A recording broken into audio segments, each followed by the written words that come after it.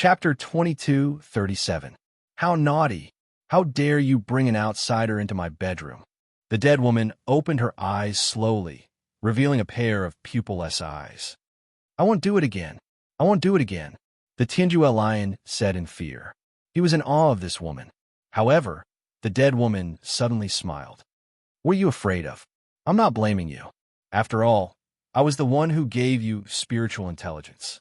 There were 2 stone lions at the door, but only the Tianjuel lion had successfully developed spiritual intelligence. There must be a reason for this. I was hoping you could accompany me to relieve my loneliness. I didn't expect you to be so naughty. You escaped when I wasn't paying attention and brought an outsider back. The dead woman walked forward and held the Tianjuel lion in her arms. She gently stroked his head and said, However, among the people you brought back, there is one who is very special. I believe you can tell. The Tianjuel lion rolled his eyes and nodded obediently. I hope he can successfully open the Tiani cavern. The dead woman had a complicated look in her eyes. Outside the bedroom, Suyu gave up on the idea of attacking the bedroom. He looked at the 2 women and asked, What are your plans? In the end, he found that he had asked in vain. Both the Star Lady and Xue Mengfiu were engrossed in the cultivation techniques they had obtained. Looking around, he believed that no place could be quieter than this place. All right, let's train here for a while, Suyu said. He wanted to use the power of heaven and earth he had just obtained to train the heavenly dragon body to the top level. Moreover, Xia Rukin and the others must still be guarding outside the Silver Soul Void Ocean. The 3 of them each chose a side hall to train in seclusion. Suyu took a deep breath and released the power of heaven and earth in his body. Suddenly, a heart-wrenching pain swept through his body like a flash flood. Even though he had experienced it once before, Suyu still felt the pain was unbearable and he almost fainted. He clenched his teeth and held on to his consciousness. He immediately displayed the evil dragon Bible and combined it with the power of heaven and earth to train the heavenly dragon body. Under the brand new power of heaven and earth, his powerful heavenly dragon body was constantly torn apart and then reborn again and again, inch by inch. Finally, it spread throughout his body. The process was so long that it almost made him despair. After the first day, only his right hand had successfully evolved into the great accomplishment body of the heavenly dragon. The second day passed. It was the left hand. On the third day, the right leg. It was only on the 5th day that Suyu's entire body had completed its evolution. On this day, Suyu opened his tired and bloodshot eyes and shouted in a low voice, Heavenly Dragon, Taoist body. His body immediately shone with golden light, and he turned into a half-dragon. Golden scales appeared all over his body, making him look extremely dazzling. In terms of appearance, it was dazzling and breathtaking. However, in terms of physical strength, it was a world of difference from the past. Before this, Suyu's body was only stronger than an ordinary Pathmaster's, but there was still a huge gap between him and a Pathmaster who was at the level of a family master. But now, in terms of physical strength alone, he was already slightly stronger than experts at the level of Patriarch. Ordinary Dowlords could no longer pose much of a threat to him. An unexpected harvest. Because of the sky-severing lion, he was accidentally rewarded by the Sky Legacy Emperor's former concubine. Only then could his heavenly dragon body enter the ranks of great success, and he was only one step away from a mature body. He left the side palace, bowed towards the bedroom of the Sky Legacy Imperial concubine, and then looked at the Star Lady and Xue Mengfiu. After several days of research, the 2 of them were even more impressed with the cultivation techniques of the Sky Legacy Imperial concubine. Their eyes were full of joy and excitement. It's time to leave. If we delay any longer, there will be trouble, Suyu said. They had been hiding in the Silver Soul Void Ocean for several days, and the 6th Great Family had not received a notice from the Pirate Alliance to collect the hostages. Now, they were probably already doubting Xue Mengfiu's safety. If she did not return, the 6th Great Family would really fight the Pirate Alliance to the death, and Xiaorukin would get what he wanted. Although the 2 women wanted to study for a while longer, they were forced to do so. The three of them left the Sky Legacy Palace and headed for the outside world. After leaving the ancient tower, the unfathomable mirage dragon opened one eye and slowly closed it again. The silver soul worms nearby dispersed, not daring to approach Su Yu and the others. The mirage dragon was helping them. The three of them were grateful and heaved a deep sigh of relief. Without the sky-severing lion, they were very worried about whether they could leave the Silver Soul Void Ocean alive. Now, it seemed that they were finally safe. They headed out calmly. At that time, under Xia Rukin's orders, the two Pathmasters had already set up many sensing formations. No matter where Su Yu came from, he would be detected immediately. In Xia Rukin's hand, the inkstone had already been ground into a large amount of pitch-black ink. With this, unless Su Yu reached the level of the master of the family, he would definitely die. Just as Xia Rukin was fully prepared, the jade pendant on his waist vibrated rapidly. Xia Rukin crushed it, and an urgent message was immediately transmitted to his ears. "Grandson, come back quickly. The Heavenly Legacy Cavern appeared a few days ago." The messenger was his grandfather, Xia Donglai. It appeared. Xia Rukin's face was filled with deep excitement. Looking at the Silver Soul Void Ocean in front of him, he was slightly dissatisfied. It appeared at a very bad time. If it had appeared a little later, he could have eliminated two powerful competitors for the seventh great family. Now, it seemed that he could only give up. The Heavenly Legacy Cavern was full of countless variables. Once it appeared, it would definitely cause all the strong men to barge in the shortest time possible. He had to seize the initiative and had no time to waste here. "Consider yourselves lucky." Xia Rukin snorted coldly. With a wave of his hand, several drops of ink flew out and sprinkled on the ground, turning into an unusually fierce handwriting. "Let's go." Xia Rukin and the others left in a hurry. A few days later, Su Yu and the other two cautiously left the Silver Soul Void Ocean. Just as they left, they sensed that they had triggered some kind of formation. The two women were ready to flee again. As for Su Yu, he was prepared to have a great battle with him. Unexpectedly, after the formation detected them, there was nothing. Xia Rukin and the other two Dao Masters had disappeared without a trace, let alone their figures. The Star Lady was a little puzzled. It seems like they had been gone for a long time. Su Yu frowned. Judging from the arms of the formation, Xia Rukin was prepared to kill them. It was not just some unforeseen event that would make him give up. "What a pity," Su Yu said indifferently, a cold starry light swirling in his eyes. He had intended to use them to test the power of the upper-level heavenly dragon body. Unfortunately, they had left too quickly. Unfortunately? The two women did not quite understand what Su Yu meant. Perhaps they should say that they were very lucky? In any case, the crisis had been averted. The Star Lady said, "The most important thing now is to send Xuanmeng Feiyu safely back to the sixth great family." Su Yu nodded lightly and said, "Let's find a safe place for her to hide first." A few days later, after waiting anxiously for a while, the sixth great family finally received a message from Su Yu asking them to pick up Xuanmeng Feiyu somewhere. Sure enough, they found the safe and sound Xuanmeng Feiyu there. At the same time, Su Yu and the Star Lady appeared near the Pirate Alliance through the Wanzhong Beast. As soon as they appeared, they were almost hit by a speeding warship. When they looked carefully, they saw thousands of pirate warships of all sizes leaving the Pirate Alliance's lair. Chapter 2238.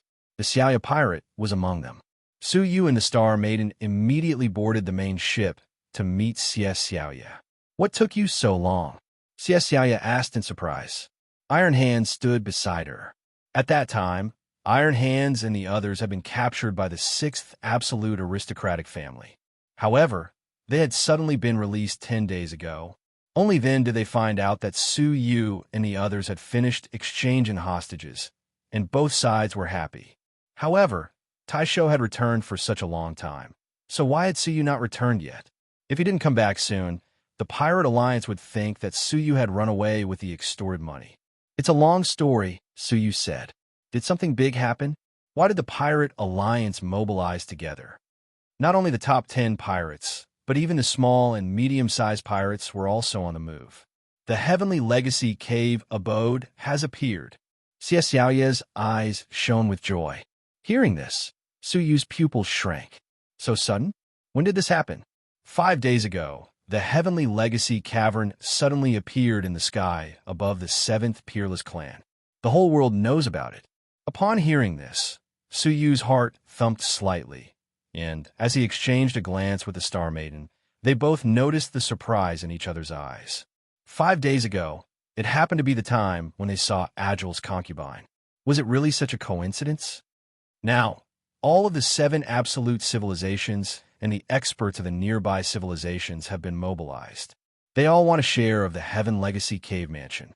We, the Little Moon Pirates, cannot fall behind, Xie Xiaoye said.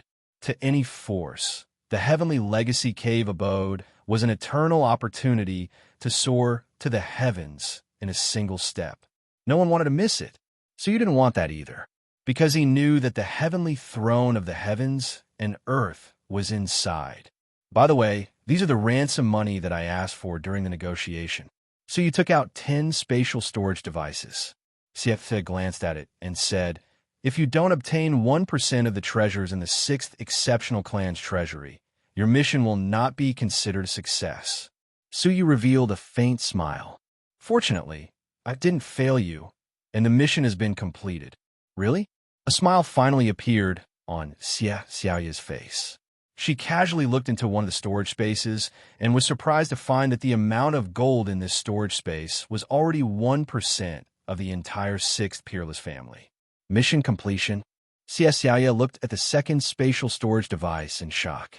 Looking inside, Xie Xiaoye was truly moved. She said with great satisfaction, "Double? You really didn't let me down." Su Yu laughed lightly. "Leader, are you not going to continue watching?" Hearing this, Xie Xiaoye's heart skipped a beat. Could it be she checked the other storage containers one by one? In the end, every spatial storage device contained 1% of the resources of the 6th peerless family. Altogether, it was almost a tenth of the 6th peerless clan. This was already more than 10 times the original target. Even Xie Xiaoye couldn't help but be stunned. She had imagined that with Su Yu's ability, he might be able to ask for 2 or 3 times more.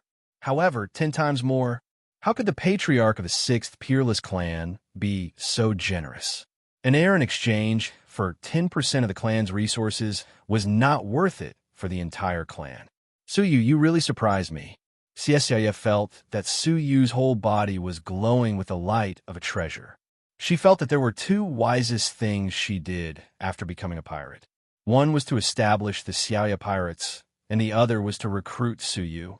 Su Yu alone was comparable to an entire Xiaoye pirate. Disregarding everything else, just the resources in front of them were enough to double the size of the Xiaoye pirates. Suddenly, she let out a strange laugh. "Let's go. I'll bring you to see the leaders of the other 9 great pirates." Seeing her strange smile, Su Yu knew what Xie Xiaoye was planning. Using her own name, Xie Xiaoye quickly gathered the 9 pirate leaders to her main ship. They had just arrived when they realized that Su Yu was among them. The faces of the 9 pirates revealed looks of surprise at the same time. They had thought that Su Yu had already escaped with a large amount of wealth. In the end, he had returned. The leader of the Green Phoenix was the first to throw a friendly smile at Su Yu. "It's good that you're back." The other leaders were not familiar with Su Yu, especially the leader of the Sea Wolves, who treated Su Yu like he was nothing. Ever since Su Yu had received the ransom but had not returned, the leader of the Sea Wolves had been secretly gloating at Xie Xiaoye's misfortune. He had allowed Xie Xiaoye to snatch Su Yu away, but in the end, she had lost all face. "Everyone, you have already guessed the reason for gathering all of you here. Our deputy leader Su is back." Xie Xiaoye was the first to applaud, but only the leader of the Green Phoenix echoed. The scene was a little awkward. The few pirate leaders were very dissatisfied with Su Yu's prolonged absence. The leader of the Sea Wolves said indifferently, "It doesn't matter whether he returns or not. What matters is why he has disappeared for several days without any reason." In other words, Su Yu's person was not important. What was important was what he had been doing all this time. He almost had the words, "Su Yu is suspected of defecting," written all over his face. Suyu sat calmly with his eyes closed, as if he had not heard him. "I'm asking you a question," the leader of the sea wolves chided. He had insisted on making things difficult for Suyu to take the opportunity to take revenge and rebuild his prestige in the Pirate Alliance. Suyu opened his eyes and glanced at him. "Do I have to answer your question? Who are you? Do you have the authority to make me continue answering? If not, please shut up." Suyu naturally would not be polite to the leader of the sea wolves. "What are you talking about? You're just a small deputy leader. Do you think you're a big shot?" The sea wolf's path master rebuked angrily. However, as soon as he finished speaking, he was stared at by an unfriendly gaze. The anger on his face receded like the tide, and he dared not say another word. Xie Xiaoya stared at him calmly. "Su Rushu is right. You should think about your identity. How dare you scold my people?" Seeing that Xie Xiaoya was angry, the rest of the pirate leaders fell silent. Xie Xiaoya was too protective of Suyu. He had been missing for so long and was not even willing to explain himself. It was hard to convince them. The leader of the Blue Phoenix sect tried to smooth things over. "So, did Deputy Leader Su gain anything from the negotiation?" Hearing that, many of the leaders secretly shook their heads. What did he have gained? Even if he had, Suyu must have pocketed most of it, right? It was very suspicious that he had been missing for so long. The leader of the sea wolves snorted disdainfully. How much could he have gained? It would be a miracle if he could keep even 1% of it. The gains were not bad, Suyu said calmly. Not bad? The few leaders present did not think much of it. The leader of the sea wolves chuckled. "Don't tell me someone used his own things to help you get away with it, because the mission was not completed." He was referring to Xie Xiaoya using her own resources to help Suyu get away with it. The corners of Xie Xiaoya's mouth curled into a disdainful smile. As the saying went, a summer insect cannot speak with ice. Until now, he still could not understand how valuable Suyu was. Chapter 2239. Xie Xiaoya looked at the sea wolf leader with a pitiful gaze. She calmly took out 10 space storage devices. "Please take a look for yourselves." The 9 leaders did not understand. They looked into the space storage devices, and their expressions all changed. There were so many resources that even the leaders of the pirates could not help but be envious. It was entirely possible to create one of the top 10 great pirates. The Green Phoenix leader's eyes flickered as she guessed. Are these the ransom money for this kidnapping? The rest of the people also looked at her in shock and disbelief. Xie Xiaoya smiled. "You can think of it as the resources I gave to Suyu to fool you." Finally, the expressions of the 9 pirate leaders changed completely. They looked at Suyu, their eyes flashing with extreme shock.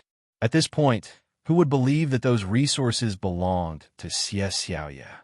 Although the Xiaoya pirates were powerful, after years of development and consumption, their remaining resources were not even 1/10 of what was in front of them. How could they belong to Xie Xiaoya?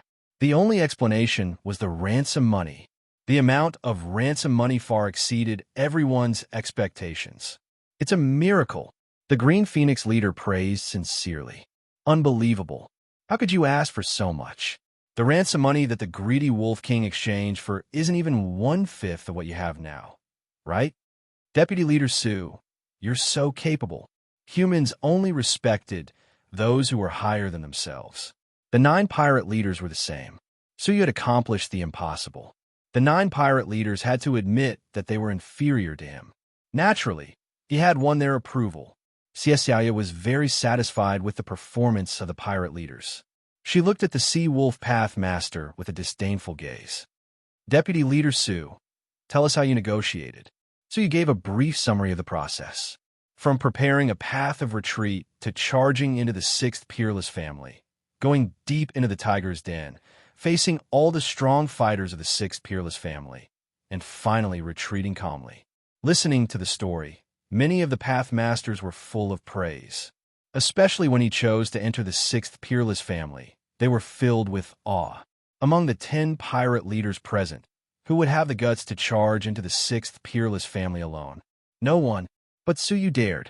Such astonishing courage and calm temperament made many pirate leaders secretly feel ashamed of their inferiority. Compared to Suyu, They were more like youngsters in terms of temperament and courage, while Suyu was more like a cunning ancient monster. After a series of exchanges, the way the 9 pirate chiefs looked at Suyu was different from before. Blue Phoenix pirate captain had the most complicated look in her eyes. She was also one of the 2 female pirate captains of the 10 great pirate captains. Xiaoya had soared to the sky in one step, but she could only follow in her footsteps. For many years, she had been working hard to recruit outstanding talents. Suyu was her ideal man, but it was a pity that Suyu was not fated to be with her. However, when she looked at the silent sea wolf chieftain, Blue Phoenix's depressed mood eased significantly. She was just depressed, but the leader of the sea wolves was probably too ashamed to show his face. Such an outstanding Suyu, who was comparable to an entire pirate fleet, had been driven away by him. All of that was for the sake of flattering a mediocre sword in the stone. What did it mean to have eyes, but failed to see? The sea wolf chieftain used his own experience to vividly explain this phrase to everyone. This time, Deputy Captain Su has made an indelible contribution to the Pirate Alliance. I plan to use these resources to build a new group of pirates. With Su Yu as the new pirate captain, does anyone have any objections? Suddenly, Xiaoya announced a sudden decision. Hearing this, the 9 pirate chiefs secretly praised her brilliance. On the surface, Xiaoya wanted Su Yu to be independent and become the new pirate captain. But in reality, with the relationship between Su Yu and Xiaoya, that independent group of pirates was still Xiaoya's people. With so many resources, which of the 9 pirate chiefs would not be envious? If the distribution was not good, there might be internal strife. Xiaoya's decision to use all these resources on Suyu left the 9 pirate chiefs speechless. And in reality, all the benefits fell to Xiaoya herself. This was an overt scheme that had been used to perfection. But Xiaoya had neglected one thing. All of this was based on the premise that she could control Suyu. Does anyone have any objections? Xiaoya asked. Of course they had objections, but who dared to voice them? Especially with the Heavenly Legacy Cave in front of them. They were even more unwilling to complicate matters and cause internal strife. Since no one has any objections, then I shall announce it now. Xiaoya looked at Suyu with a smile and said, From today onwards, the 1,003rd group of pirates of the Pirate Alliance, the Dustless Pirates, is born. The pirate captain is Su Rushu. Dustless was the alias he had used in the number 1 family. As soon as she finished, everyone applauded. After a moment of shock, Suyu quickly accepted the reality and calmly thanked everyone. He had actually become the captain of a new group of pirates. What a surprise. However, he hoped that the Pirate Alliance would not regret their decision today. Xiaoya said with a smile, As a new pirate, from today onwards, you are on equal footing with us. Perhaps only Suyu is qualified to do so. The Pirate Alliance had existed for many years, but they had never allowed other pirates to be on equal footing with the 10 great pirates. Captain Su, after the Heavenly Legacy Cave opens, I hope you will cooperate with us to create glory again, Xiaoya said. Definitely. After the meeting ended, Suyu returned to his deputy chief's mansion expressionlessly. However, as soon as he entered, he found that someone was already loitering outside the mansion. It was none other than the Star Maiden. Her fair face was surrounded by the unique pink of a young girl. At the moment, she was standing outside the mansion calmly, waiting patiently. When she saw Suyu return, she smiled. Did the 10 chiefs make things difficult for you? No. Suyu shook his head, opened the door of the mansion, and invited her in. He did not have a bad impression of the Star Maiden, but he did not have a good impression of her. From the beginning to the end, the Star Maiden gave him a vague feeling that he could not see through her. From the outside, she was indeed a quiet and pleasant young girl, but Suyu always felt that the Star Maiden was not simple. The Heavenly Legacy Cave is about to open. Why don't you take the opportunity to cultivate the techniques of the great Emperor of Tianni? Suyu asked. The Star Maiden shook her head slightly. How profound is the 4 elephants questioning heart mantra? How could it be comprehended in 1 or 2 days? I'm here to tell you something. She looked at Suyu with a strange expression. Suyu's heart moved. He invited her into the secret room and said, "You can speak now." He looked at the Star Maiden as if he could see through her mind. The Star Maiden's expression was calm. She said leisurely, "Deputy Captain Sue, do you still remember the original intention of joining the Pirate Alliance?" Upon hearing that, Su Yu's heart trembled slightly. His original intention of joining was naturally to go undercover in the Pirate Alliance at the request of the Golden-Eyed Playboy. Chapter 2240. However, Su would not expose himself so easily. He pretended not to understand her meaning and said, "I was forced to join. After all, I killed so many geniuses from the number 1 peerless family." Star Maiden smiled faintly. "Deputy Leader Su, let's not beat around the bush. We are all spies of the Golden-Eyed Lang Jun, so there is no need to be secretive, right?" Su Yu's expression changed slightly. Sure enough, she knew his background. "You are a spy of the Golden-Eyed Lang Jun?" Su Yu pretended to be shocked. He would not expose himself until he had confirmed it. Star Maiden rolled her eyes and said softly, "You are so annoying." She took out a palm-sized scale, which contained the voice of the Golden-Eyed Lang Jun. "Su Rushu, Star Maiden is someone I planted on the Sacred Lotus Star. I sent her to join the Pirate Alliance to assist you." Hearing this, Su Yu finally believed Star Maiden's identity. He suppressed the voice of the scale and said lightly, "Nice to meet you." Star Maiden smiled. "Why are you so polite? We can still get along as well as before. After all, we are spies of the same person." Su Yu smiled without saying anything. They were spies of the same person, but the division of labor was different. Su Yu was responsible for influencing the will of the entire Pirate Alliance. Star Maiden, nominally assisting Su Yu, was actually monitoring his every move. How could he get along well with someone who was monitoring him? "So, you exposed your identity and met me. You didn't just want to get to know me, did you?" Star Maiden smiled. Then her face turned serious. "The Master has ordered that he can carry out his plan." It had finally happened.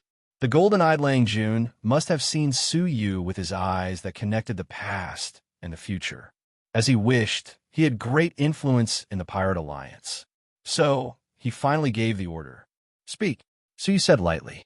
"In the Channy Cavern, you must lead all the pirate leaders to a place called the Emotional Severing Platform." Su Yu's pupils shrank slightly. The Emotional Severing Platform?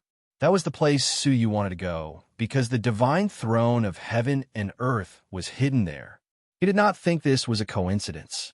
Most likely, the Golden-Eyed Lang Jun also knew the secret of the evil emperor and where the divine throne of heaven and earth was. Su Yu thought this was troublesome. It seemed that obtaining the divine throne of heaven and earth was not as easy as he had imagined. Golden-Eyed Lang Jun knew about it, but who knew if there were others who knew about it?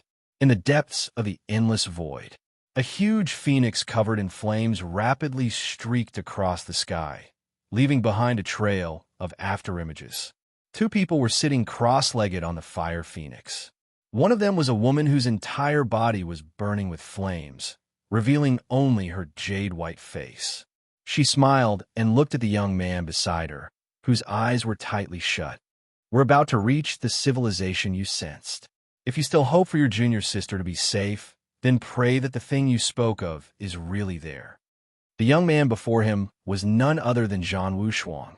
He and Han Xian had experienced many fortuitous encounters, and both of them were on the verge of breaking through to become Downlords.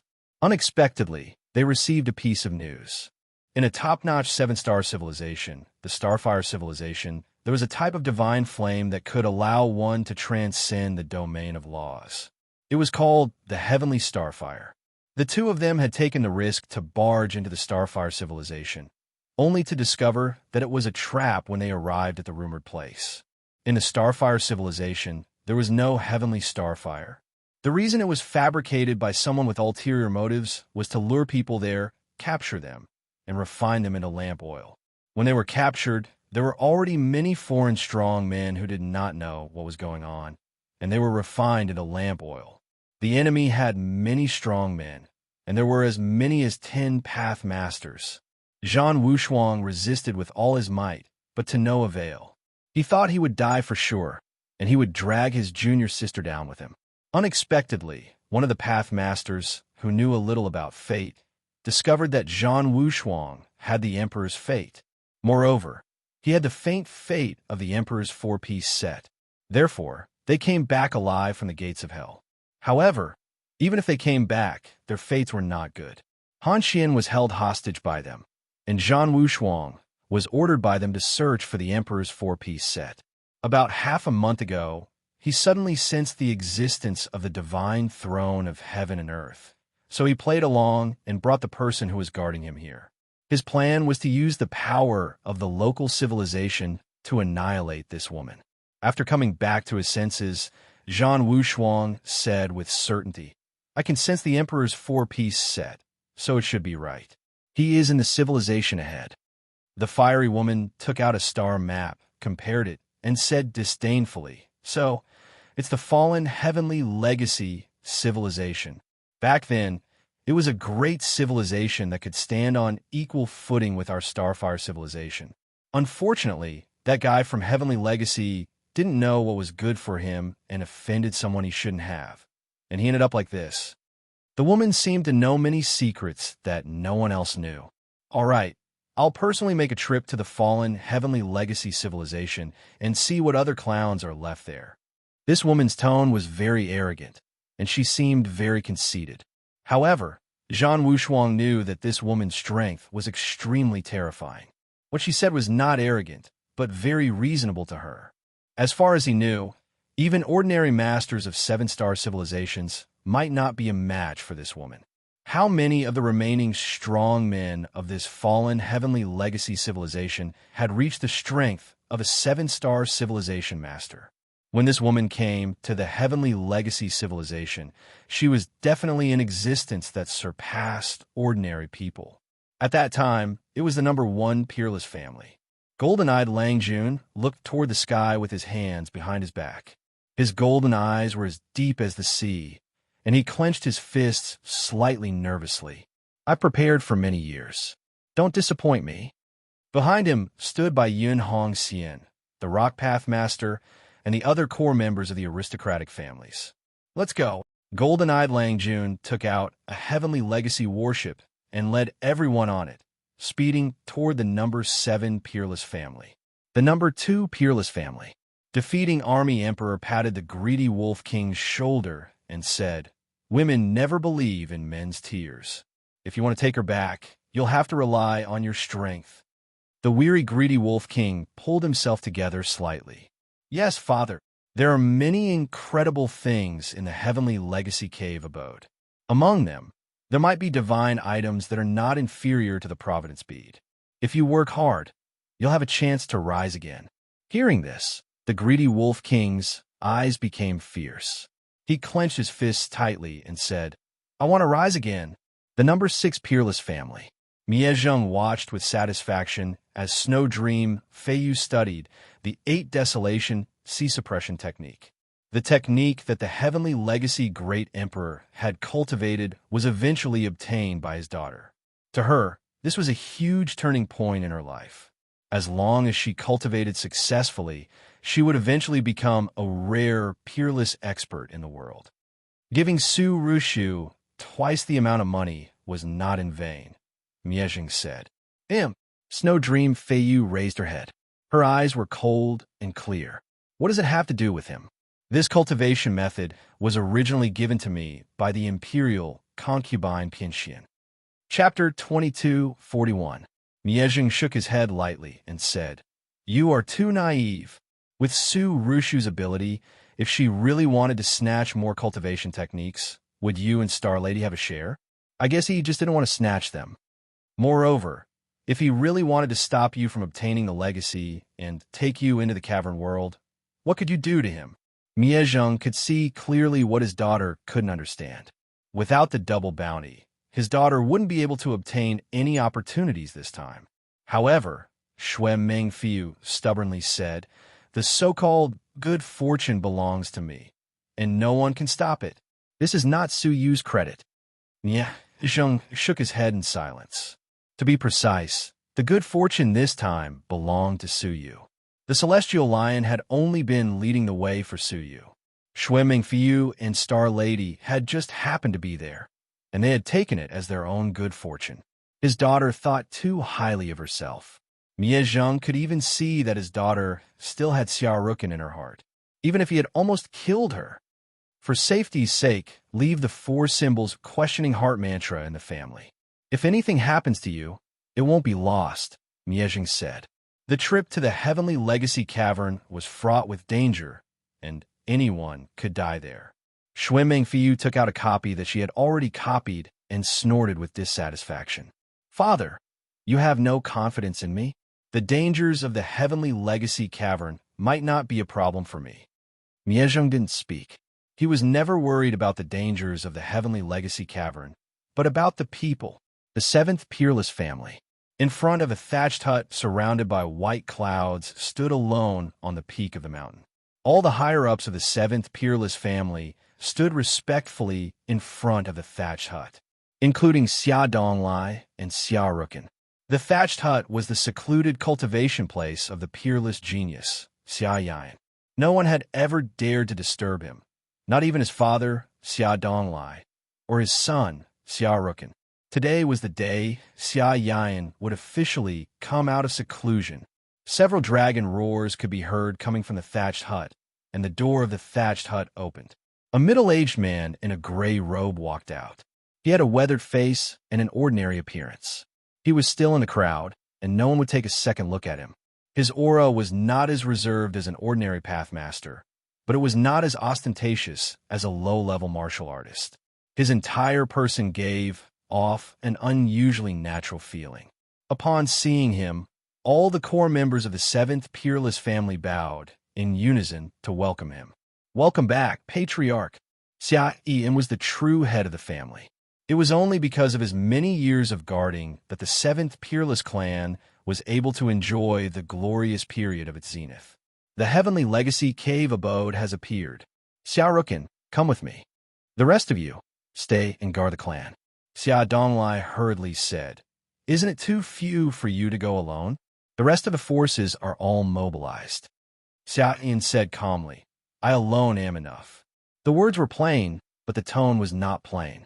In the entire 7 ultimate civilizations, only Xia Yan was qualified to say this. About a month later, in the depths of the 7th absolute civilization, experts from the Pirate Alliance, the 7 absolute families, and the surrounding civilizations gathered in front of a huge lake. They were on different sides, but at this moment, they had a tacit understanding to not kill each other. Suyu stood on a battleship, with Star Maiden standing beside him. She looked down at the lake beneath her feet and murmured. Before the Heavenly Legacy Cave Abode appeared, there was a region of towering mountains below. But one day, for some unknown reason, a large amount of underground spring water gushed out from the foot of the mountain. In just a few days, this place was reduced to a lake. It could be said that the world changed overnight. As Suyu listened, his gaze pierced through the extremely deep lake and looked at the deepest part of it. At the bottom of the lake, there were originally tall mountains, but at this moment, they were broken by the palaces that rose from the ground, collapsing onto the ground. Outside the palaces, there was a huge city wall that protected all the palaces within. On the city gate, there were the words Heavenly Legacy Cave Abode. Suyu was slightly surprised. Wasn't the Heavenly Legacy Cave Abode a portable cavern world of the Great Emperor? Why did it become a so-called palaces? Moreover, from Xiao Dai's perspective, although there were many treasures in the palaces, few of them reached the green standard. There wasn't even a dark green item. It was even inferior to the mountain that Xie Xiaoya had obtained. If this place had been accumulated by the Great Emperor for many years, Suyu would never believe it. Although the rest of the people had the same doubts, they still felt that there were many treasures in the palaces. However, the Heavenly Legacy Cave Abode had yet to be fully opened. It was still constantly emerging from the ground and seeing the light of day again. When it was completely exposed, the city gate would automatically open. After several days of waiting, as time went on, more and more familiar faces appeared. Bai Yunhong Xian, Greedy Wolf King, Xuanmeng Feiyu, Xia Rukin, but Suyu didn't care about them. What he cared about was the inconspicuous figure behind the number 1 peerless family, the golden-eyed Lang Jun. Looking at where he was standing, he should be a guest to the number 1 peerless family. But that face, Suyu would never forget it for a long time. Gu Taishu. Suyu's eyes emitted a faint, cold light. This was the person who had been hostile to him since the Jiuzhou continent. The last time they met was in the ruins of the Diyu dynasty. When he saw that Suyu was unparalleled, he chose to escape. Unexpectedly, he met Xiao Dai, and his body of ferocious beast souls was eaten by Xiao Dai, and his 9 divine body was beyond recognition. Unexpectedly, after so many years, Gu Taishu could come to a 7-star civilization from the remote Diyu dynasty. From there to here, with the speed of a pathmaster, it would take as long as 1,000 years. It took a great deal of luck for him to be able to get here. As if sensing his gaze, Gu Taishu looked over. Fortunately, before Suyu came, he had changed his face in advance to prevent the people of the 7 great families from seeking revenge, so he was not recognized by Gu Taishu. Looking at Gu Taishu, Suyu's heart was calm. After so many years, the grievances of the past were not worth mentioning now. It didn't matter whether he killed him or not. However, this grievance had existed for too long. If he had met him in the Heavenly Legacy Cavern, he would still have settled it. Withdrawing his gaze, Suyu waited quietly. Suddenly, the crowd burst into an uproar. Look at Xia Yan. Suyu's heart skipped a beat, and he followed everyone's gaze. Suyu had always been curious about this legendary figure. He followed his gaze and saw that at the end of the world, 2 people were approaching on clouds. He had seen Xia Ruken before, but it was his first time seeing the middle-aged man.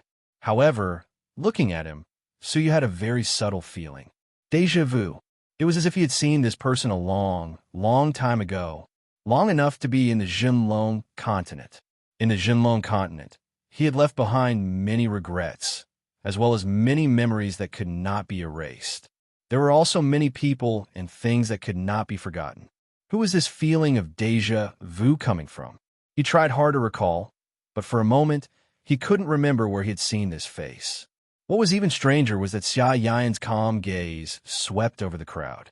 When he saw Suyu, his gaze froze, and his pupils shrank. Chapter 2242. Suyu noticed the subtle changes in his eyes. Xia Yan knew him. He was even more certain that he had met this person a long time ago. Their eyes met, but they quickly looked away, pretending that they did not know each other. Xia Yan seemed to have calculated the timing.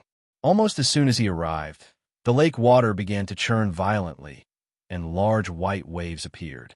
An enormous group of palaces floated up from the bottom of the lake as if they were weightless. The entire palace was wet, and water was pouring down from the roofs of many of the palaces. Almost as soon as it appeared, several figures rushed into it. Pow! However, when the figures were about to reach the outside of the city wall, they suddenly turned into a cloud of blood mist. The people who followed immediately stopped in their tracks, their eyes filled with panic. When they looked carefully, they discovered that there was an extraordinary and powerful seal outside the city wall, protecting the palace from external forces. The seal was so strong that even a pathmaster could not break it completely. At most, he could only open a crack and maintain it for a short period of time. Let's go. The Pajuan Emperor of the second peerless family flew forward and released his domain, forcibly cutting open a crack that was as wide as a person's width. Getting quickly, he shouted to the people behind him. His breathing was rapid, and the Pathmaster's power in his body was constantly draining away. Before long, his whole face became pale.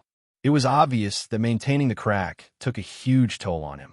When all the core members of the second peerless family had entered, the Pajuan Emperor shouted and entered. Without the domain to maintain it, the crack closed immediately. This scene made the faces of many strong people from the other civilizations extremely unsightly. If the Pathmasters who were at the level of family masters were having such a hard time, it would be difficult for them to even open the seal. As expected, a nameless ordinary Dowlord abandoned his followers and decided to enter alone. However, even when he used his domain and even used his doctrine artifact, he could only open a passage that was half the width of a person. Even he himself could not enter, let alone the people who had followed him. Path masters who were not at the level of family masters could not enter at all. Then, the first peerless family, the third peerless family, all the way to the sixth peerless family's masters were the same. Even with their extraordinary abilities, they could only maintain the formation for less than 10 breaths. Originally, the large number of people they brought could only stay outside the cave, and only a few elite experts of the clan entered. In the end, only Xia-in was left in the 7 absolute civilizations. He looked straight ahead and walked towards the Heavenly Legacy Cave, standing in front of the restriction. He didn't make any movements. With just a light palm strike, he blasted open a crack that was as wide as 10 people. He led Xia Rukin in as if he was taking a leisurely stroll in the park. This scene caused the scalps of the many pirate leaders of the Pirate Alliance to go numb. He didn't even need to use his domain. Just by relying on his body, he was able to break the restriction. How powerful was that? He was on a completely different level compared to all the other family heads present. Xia could sense it the most and said solemnly, "Once we're inside, make sure not to have any conflict with Xia Yan." Actually, even without her reminder, no one would want to cause trouble for Xia Yan.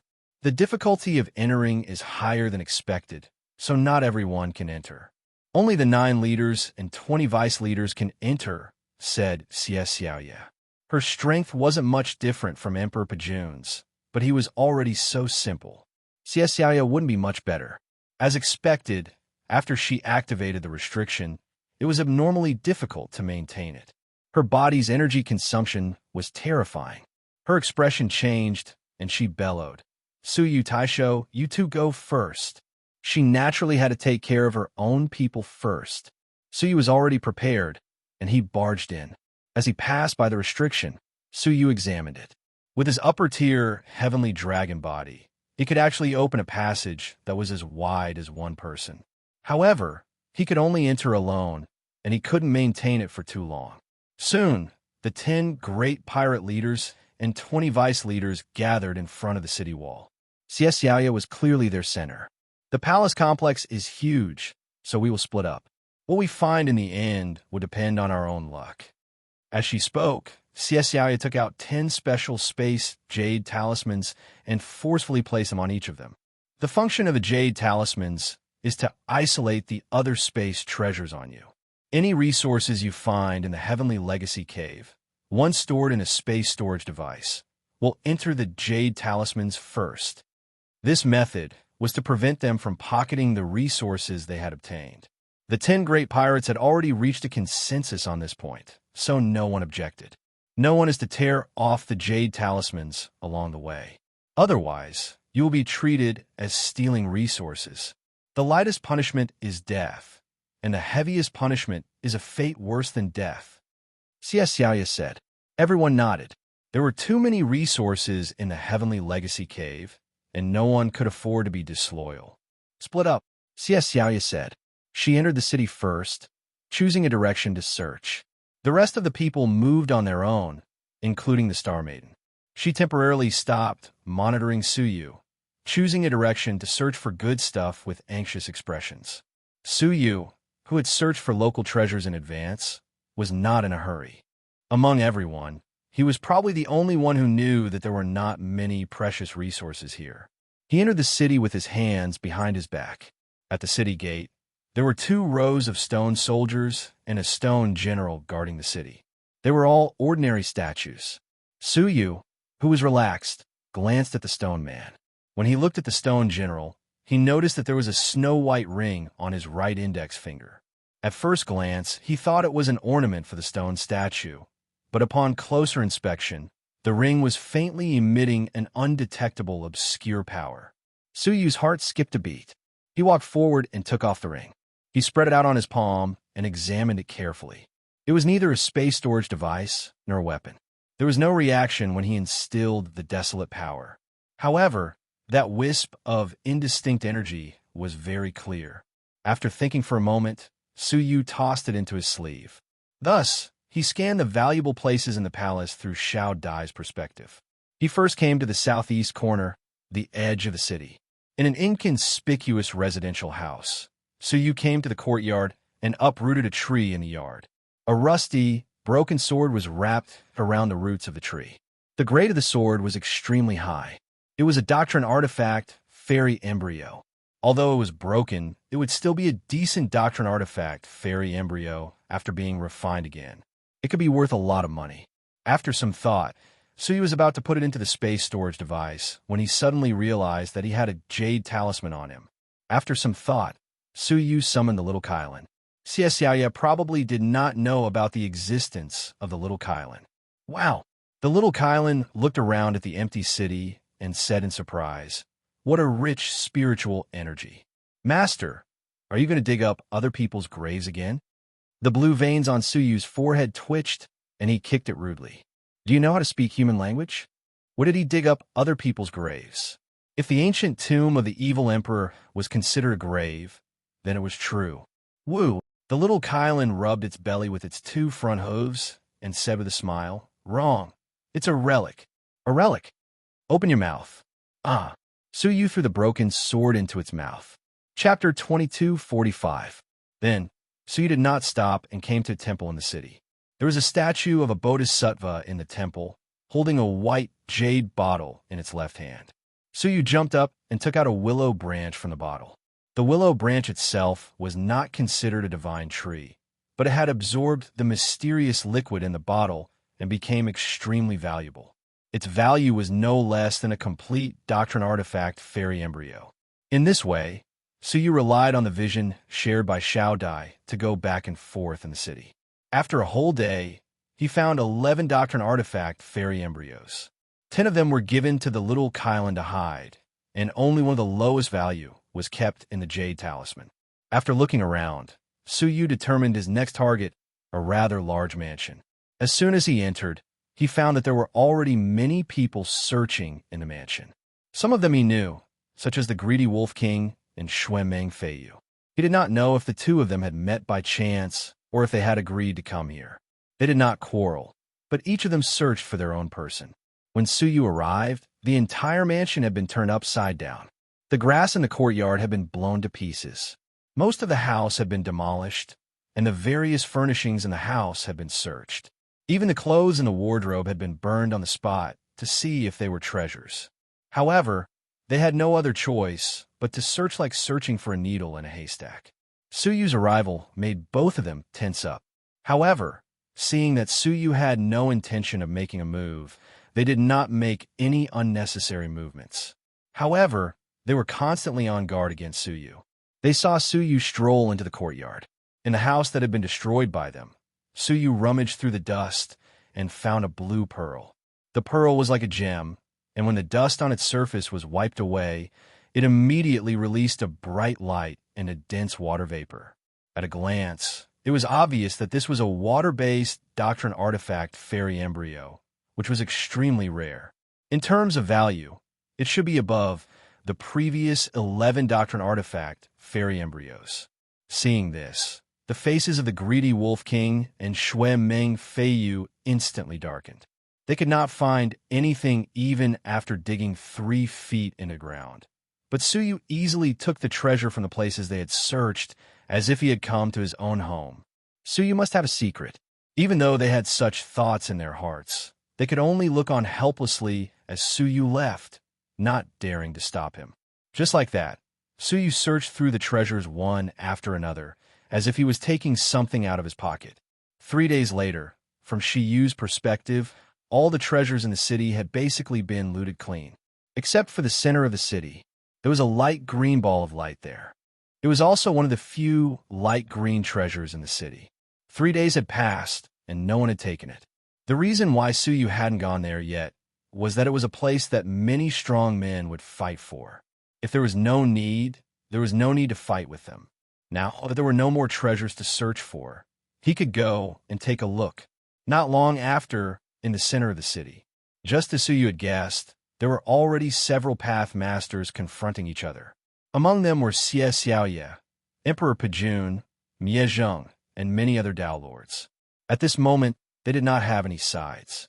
They were all fighting over the statue in the center of the city. The statue was surrounded by restrictive spells, and one look was enough to tell that it was no ordinary object. There's nothing we can do even if we continue fighting. Instead, we'll attract more people, Miezheng finally said. Before we can confirm whether there are treasures in the statue, if we continue fighting, it will only benefit others. Once they were exhausted, the statue would belong to someone else. In fact, the other two had the same idea, so they agreed to it. The three of them stopped fighting, Miezheng said.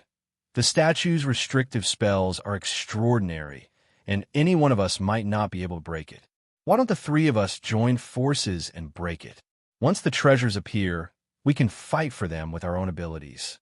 All right, the other two nodded. Having reached a tacit agreement, the three of them attacked the restrictive spells around the statue at the same time.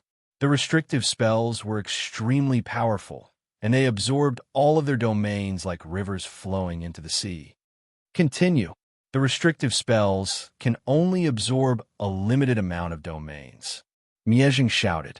The three of them attacked with all their might once again. After an hour of continuous attacks, the restrictive spells reached their limit, and with a cracking sound, they all shattered. The three of them's expressions changed, and the moment the restrictive spells shattered, they all charged toward the statue. However, just as the three of them were about to fight over the statue, a strange scene appeared. The statue suddenly opened its eyes, revealing a cunning look. Its whole body rolled on the ground agilely, and it rolled out of the three people's encirclement. Then it started running, laughing loudly. It didn't matter that it was running, and it didn't matter that it was laughing. The only thing that mattered was that the statue was naked. Suyu, who was standing in the shadows, couldn't help but twitch as he watched. This scene was really hurting his eyes. However, Suyu noticed that the body of the statue was faintly emitting a very good color. It was the light green treasure. Suyu's heart shook, and he secretly chased after it. The stone statue ran with big, elegant steps, occasionally stroking the hair on its forehead. It seemed to be intoxicated with narcissism. I'm so beautiful. When it passed by a garden, it even plucked a flower from it and pinned it to its hair. It even looked at its reflection in the water. It's really beautiful. Suyu felt goosebumps all over his body as he watched it. What's wrong with the statue? It doesn't seem like an ordinary treasure at all. At that moment, Xie Xiaoya and the other two people caught up. Just as they were about to surround the statue exploded with twice its previous speed. Its whole body turned into a remnant shadow as it ran into the distance. As it ran, it was laughing loudly. Suddenly, it passed by a pond and saw a woman searching for treasures in the pond. So it stopped, separated by the pond. It stopped and called out affectionately, beautiful young lady, please accept my most sincere love. Before the young lady could react, it flashed in front of her, held her soft hands with both hands, and kissed her forcefully. Damn pervert! The young lady was none other than the Star Maiden. Her eyes suddenly turned cold, and a large amount of starlight shot out of her eyes, spraying onto the statue's face. All of a sudden, a large amount of stone chips fell from the statue's face. My handsome face. The statue immediately covered its face and shouted loudly. But then, it suddenly moved its hands away. In a short moment, its face returned to normal, and a narcissistic smile appeared on its face. I lied to you. I'm so beautiful, and I'm not fated to be ugly. As it laughed loudly, it plucked the flower from its hair and placed it in the Star Maiden's hands. Then, it left while laughing loudly. Strangely, after the statue left, the flower in the Star Maiden's hands turned into a portrait with the statue's face on it. In the portrait, the statue still had that narcissistic and infatuated look. The Star Maiden felt disgusted and was about to throw it away when suddenly the portrait began to burn, forming a huge crack in front of it. A terrifying spiritual energy 10 times that of the Heavenly Legacy cavern assaulted them. In the dark, Suyu used Xiao Dai's vision to take a look, and his expression changed abruptly. It was filled with many green and even blue treasures. In an instant, Suyu understood that this was the real Heavenly Legacy cavern. Chapter 2246. Suyu's arrival naturally attracted their attention. Star Maiden's eyes lit up, and she ran over with a smile. Leader Su, what a coincidence. It was indeed a coincidence. Suyu nodded slightly and looked her in the eye. They had a tacit understanding and did not mention each other's identities. Another pirate. Beside the forest, there were 3 pathmasters and 3 young men. Their faces were unfamiliar, so they should be strong pathmasters other than the 1st, 2nd, and 6th families. Of course, they did not know Suyu. Perhaps they had heard of his name, but they might not know him. Suyu ignored them and came to the edge of the million-bone forest. Looking closely, he found that the million-bone forest did not only have a few giant bones in the distance. In the forest, the ground was densely packed with sharp bones of different sizes. They were like bamboo shoots emerging from the depths of the ground. What was shocking was that right in front of him, 1,000 feet into the forest, there were 3 bloody corpses. Their heads were either pierced through by bone spikes or their chests. Their bodies were suspended thousands of feet in the air, dripping blood that had yet to dry. Combined with the endless bone spikes in the million-bone forest, it was frightening. The bone spikes inside are living creatures. Star Maiden only said one sentence. Her beautiful eyes were filled with seriousness. After she came to the Heavenly Legacy Cave, she happened to meet an extremely rare divine beast in the outside world, whose level was no lower than the heaven-extinguishing lion. Therefore, she immediately started to chase it. During the chase, the people of the families also noticed it and joined in the fight. In the end, the divine beast broke into the million-bone forest. Among them, a pathmaster of family, who thought his cultivation was good, broke in with 2 juniors. It was nothing when they first entered, but when they were 10,000 feet in, densely packed bone spikes emerged from the ground out of nowhere. Although the pathmaster tried his best to escape with his people, the bone spikes became sharper the further they went. Even the pathmaster's domain could not resist them. In the end, they ended up in front of them. All 3 of them were pierced by the bone spikes and died with their eyes wide open. So he was thinking about the notes in the agile concubine's hands. In the notes, there was a way to travel safely in the million-bone forest. The only way was that there was no way. Unless one's physique was strong enough to not fear the bone spikes, no one could enter. The 2 pirate friends over there. Among the 6 people from the aristocratic family, an old woman in red walked over and greeted them with a pleasant countenance. Suyu nodded. Do you have any advice for me? The old woman in red smiled and said, since we're all in the Heavenly Legacy Cavern, I think we can put aside our identities and work together to enter and take a look. What do you think? Suyu was very curious as to what kind of divine beast they were chasing. One of their Tao Lords had already died, but they still had to take the risk. He glanced at Star Maiden out of the corner of his eye. This woman was probably hiding something from him. Of course we can cooperate. Please tell us your plan. Suyu shared Xiao Dai's vision, and he could vaguely see a faint blue light ball. It should be a doctrine artifact. How could he miss this opportunity? The old woman in red let out a sigh of relief and said, I have a treasure called the Heart of 8 Desolation. Once it's used, it will create an extremely powerful defense. We've tried it before, but even the Patriarch was unable to destroy it in one strike. It sounded like the level of the magic treasure was quite high. It should be a Tao artifact, right? Since you have such a powerful magic treasure, why are you looking for us? Suyu asked. In fact, Suyu had already guessed it from the name of the magic treasure. The Heart of 8 Desolation needs to be controlled by 8 strong men who are at least half Tao Lords. Only then can it be invulnerable. Even one less person will expose a flaw. Upon hearing that, Star Maiden's eyes flickered slightly, but she looked at Suyu as if she was ready to listen to him. The old woman in red watched this scene without batting an eyelid. Suyu naturally had no reason to refuse. Sure. The old woman in red let out a relaxed smile and took out a bronze plate. The words of a seal were engraved on it. This is the method to control the Heart of 8 Desolation. Mr. Su, please familiarize yourself with this Star Maiden. The method to control it wasn't difficult. She just had to instill the desolation power into a certain spot in the heart of 8 Desolation according to the normal force and frequency. After a few attempts, The old woman in red took out a bronze ball. It was only the size of a palm, but when she blew on it, the bronze ball expanded 100 times. It was just enough to accommodate 8 people. 8 rings appeared on the surface of the bronze ball, each ring larger than the last.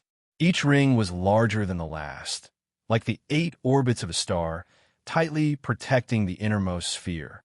The 8 people entered it. Each of them occupied a spot with a crystal stone tablet. Remember, you mustn't stop midway. Otherwise, you'll expose a flaw, and those bone spurs will take advantage of it, the old woman in red reminded them. She was mainly saying this for Su Yu and Star Maiden. The other 5 people didn't change their expressions. Although their expressions didn't change, their eyes were filled with deep worry and aversion. If it wasn't necessary, they wouldn't choose Su Yu and Star Maiden, the 2 pirates. Begin, the old woman in red shouted in a low voice. The 8 people instilled their power into the stone tablet in front of them at the same time, and the 8 rings around the bronze ball started rotating at a slow speed. The iron rings' trajectories were all different, and they revolved around the sphere ceaselessly. When they reached a high speed, the 8 iron rings formed an impenetrable afterimage that protected the whole bronze ball.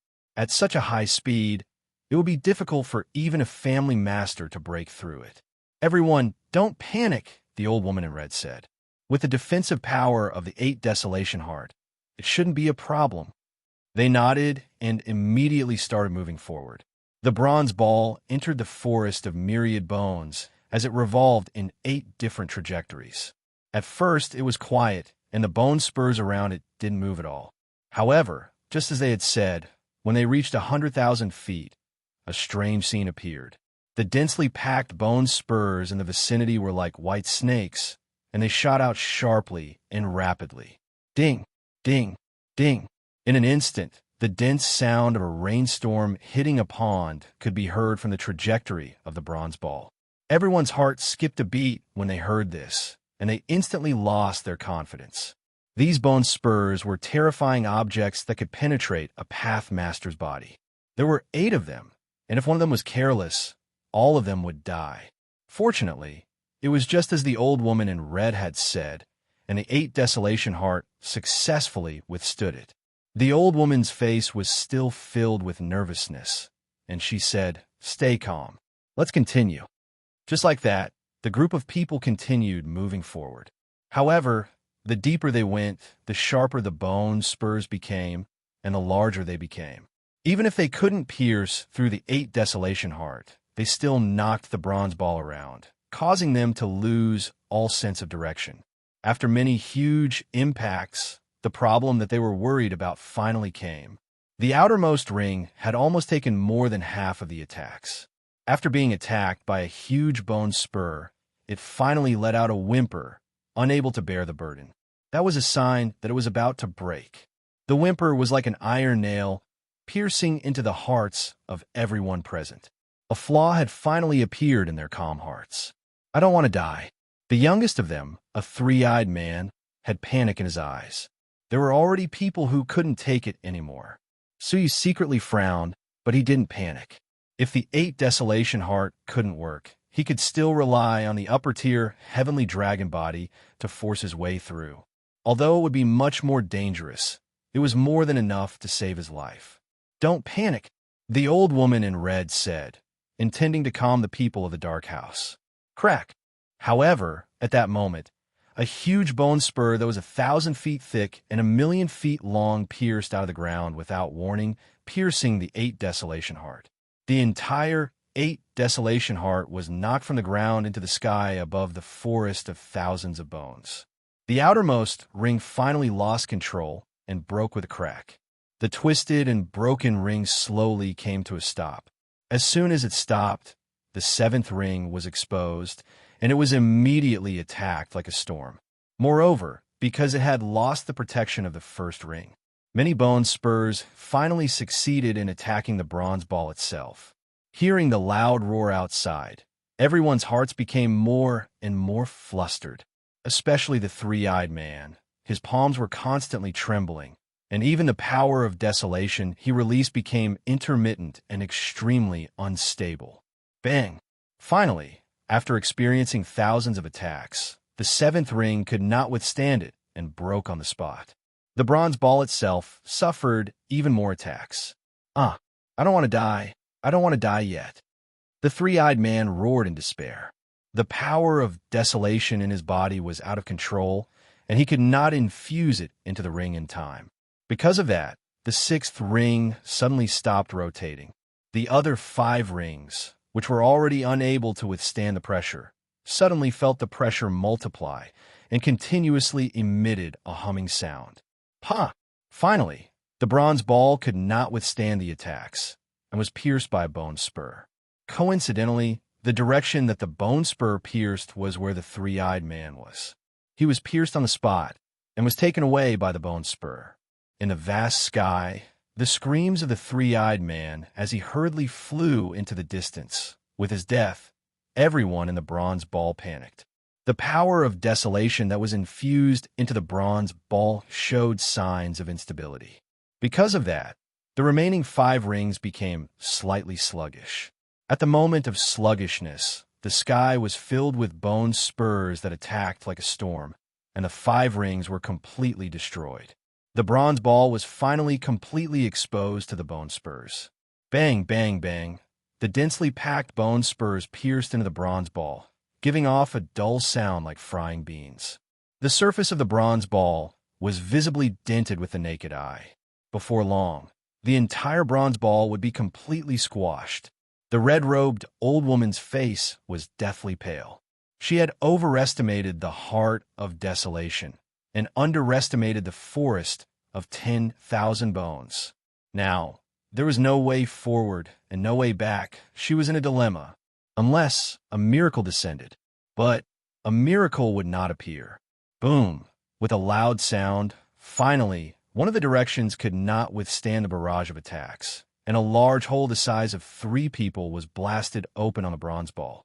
Hundreds of bone spurs pierced in like lightning. The 2 closest Dowlords did not even have time to resist before they were pierced like porcupines and taken away. After this wave of bone spurs was pushed out, hundreds and thousands of bone spurs pierced in again. The red-robed old woman's old eyes reflected a despairing white color. Chapter 22:47. Seeing the endless bone spikes surging in like a tide, so you had no choice but to give up on controlling the 8 desolate heart. With a wave of his hand, he pulled out the sinful sword. The sinful sword was the sharpest sword in Su Yu's possession. Ultimate ruins. As he waved his sword, a sword shadow swept across Su Yu's body like a tornado. The nearby bone spikes were all cut into pieces. With Su Yu's sword blocking them, the old woman and the others had some time to recover. All of them used their special skills. The old woman in red immediately activated her domain. At the same time, she took out her shield and placed it in front of her. The 3 half-path masters, including the Star Maiden, also used all their skills. The most eye-catching one was the Star Maiden. She touched the space between her brows, and the pink lotus imprint turned into a real object again. It started spinning on its own. The petals of the lotus were like sharp blades, cutting off all the bone spikes. The group of people worked together and managed to cut off the invading bone spikes. However, this was just a drop in the bucket. The gap had already expanded by more than 2 times, and as more and more bone spikes pierced through it, the gap continued to expand. They couldn't hold on for long. Just as the old woman and the others were feeling hopeless, the Star Maiden, who was closest to the gap, suddenly looked through it and saw a strange place. She said, "There are 2 caves there." Following her gaze, they saw what she was looking at. In front of them was the edge of the Thousand Bones forest, and in front of them was a boundless flatland. On the ground, there were 2 giant caves. "Have we returned to the edge of the forest?" one of the half-path masters asked. "No." The old woman's eyes lit up with hope again, and she said excitedly, "These bone spikes pushed us into the air, and they're also pushing us forward to the other side of the forest. Hold on, we will soon be pushed out of the forest," the old woman shouted. At this moment of life and death, they didn't dare to slack off, so they clenched their teeth and held on. Finally, when the whole bronze ball was about to be smashed into pieces, The bronze ball suddenly became light, and it fell to the ground crazily. Along with a loud noise, it smashed into the ground. The few of them crawled out of the broken copper ball, and they were in a sorry state. He glanced at the 10,000 bones forest behind him. Like white snakes, the bone spikes slowly retracted and turned back into hard-bone spikes, motionless. Only death awaited those who barged in without knowing the situation. The red-robed old woman let out a long sigh of relief. They had finally managed to keep their lives. It could be said that they were extremely lucky this time. Clan Elder, look! Suddenly, a young man pointed to the ground nearby. Suyu followed his gaze and saw a row of cat paw marks. The marks were very clear. It should have been left not long ago. The Star Lady also noticed it, and her eyes flickered with intelligence. The red-clothed old woman's face was filled with delight. Just as she was about to say something, she looked at Suyu and the Star Maiden. The expression in his eyes changed several times, and a trace of killing intent flashed and disappeared. Finally, his eyes regained their calmness. He smiled and cupped his fists. "Both of you, let's go our separate ways from now on. Goodbye."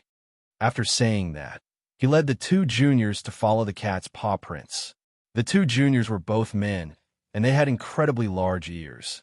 One of the older ones had already achieved Dao, transformation of his body and soul. He only lacked the nomological laws.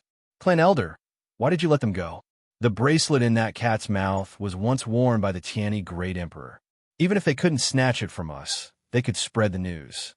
In the future, we, the third peerless family, will inevitably be in trouble, he said thoughtfully. Another junior agreed. "That's right. Clan Elder, are you concerned about the camaraderie of working together? If that's the case, you don't have to do that, do you? They relied on us to come here successfully. Now, they have to rely on their own abilities.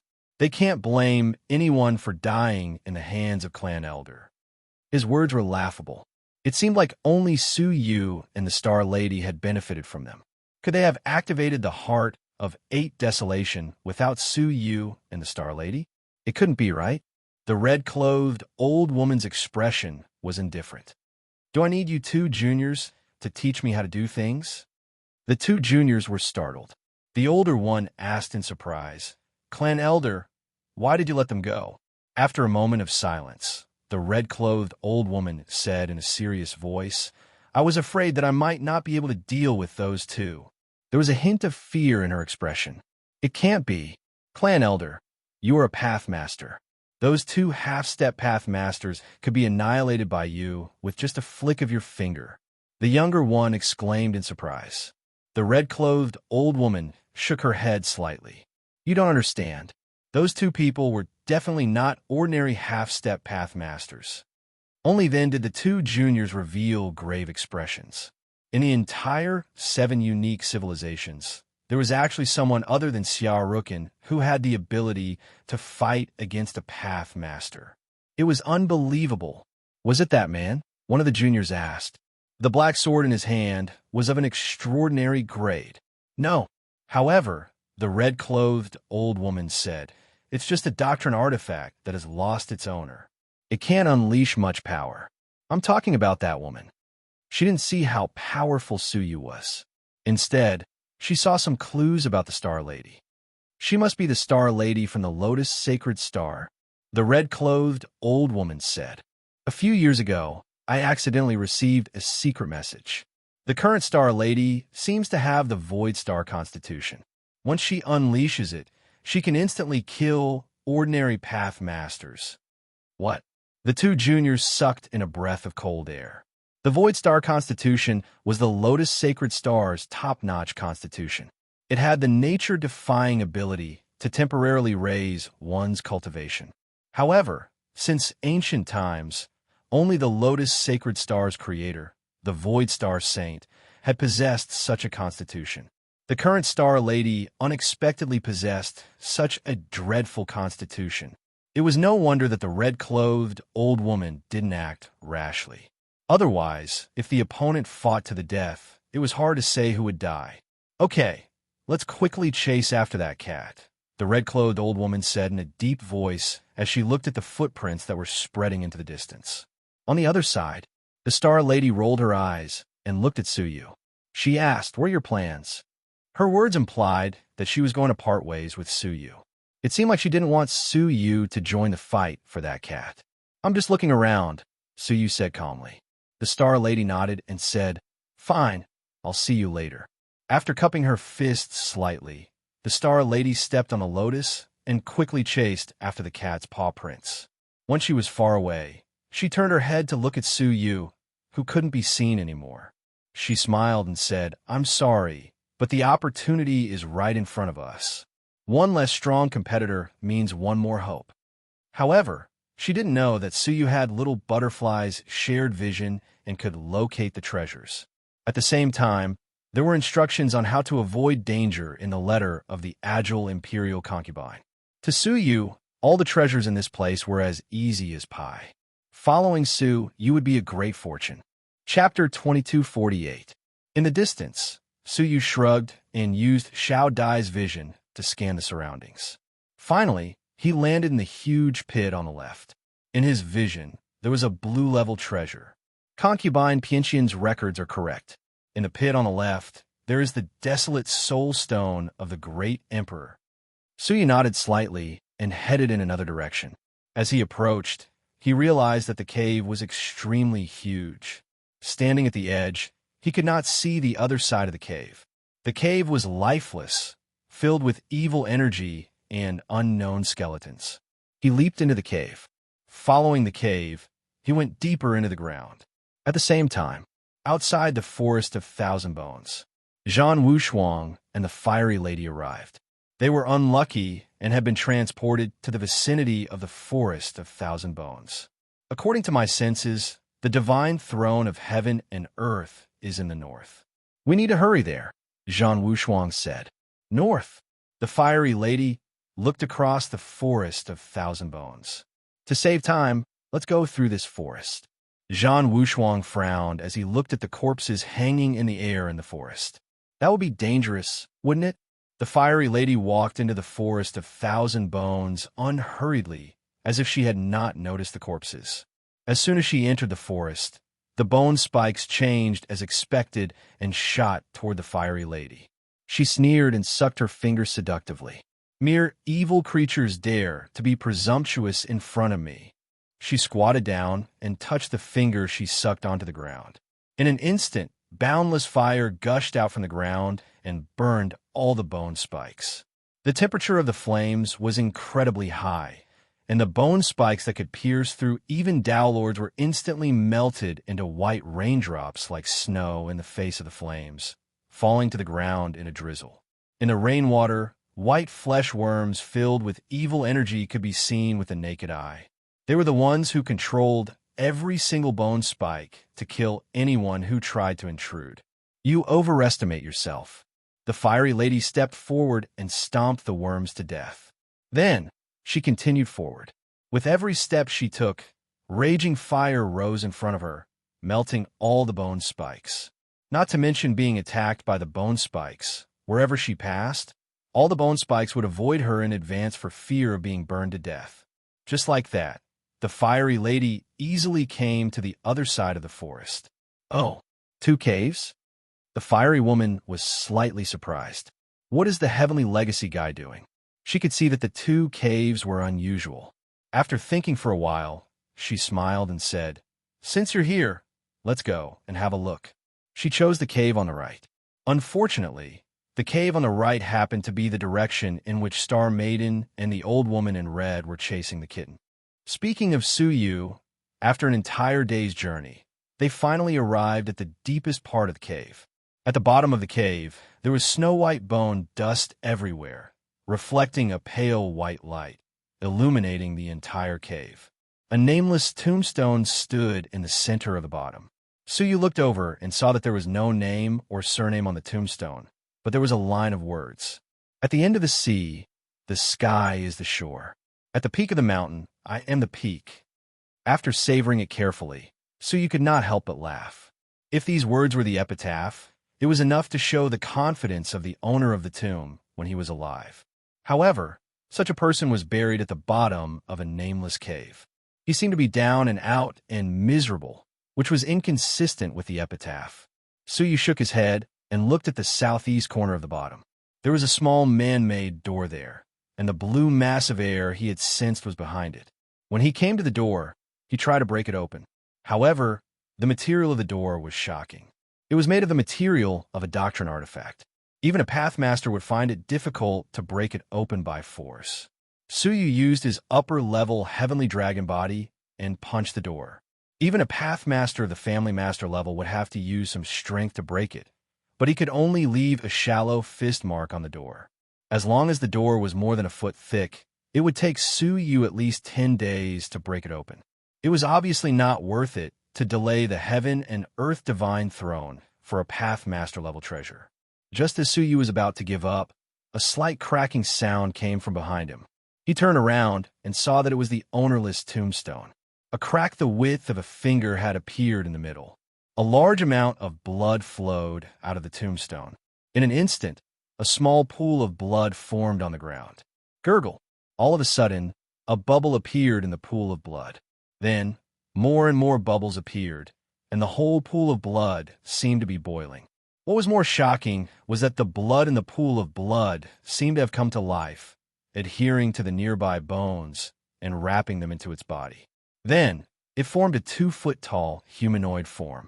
Its facial features, body, and limbs were all there. It could even open its mouth and speak, its voice vague and evil. To enter the heaven chamber, you have to go through me first. The bloody man slowly formed a heavenly halberd in his hand, and his whole body exuded a terrifying aura that was no weaker than a Pathmaster of the Family Master level. Suyu's eyes narrowed slightly. The bloody man in front of him was not a living creature. It was an evil spirit with a remnant will, a body that had been temporarily constructed. Emperor? Who are you? Suyu guessed.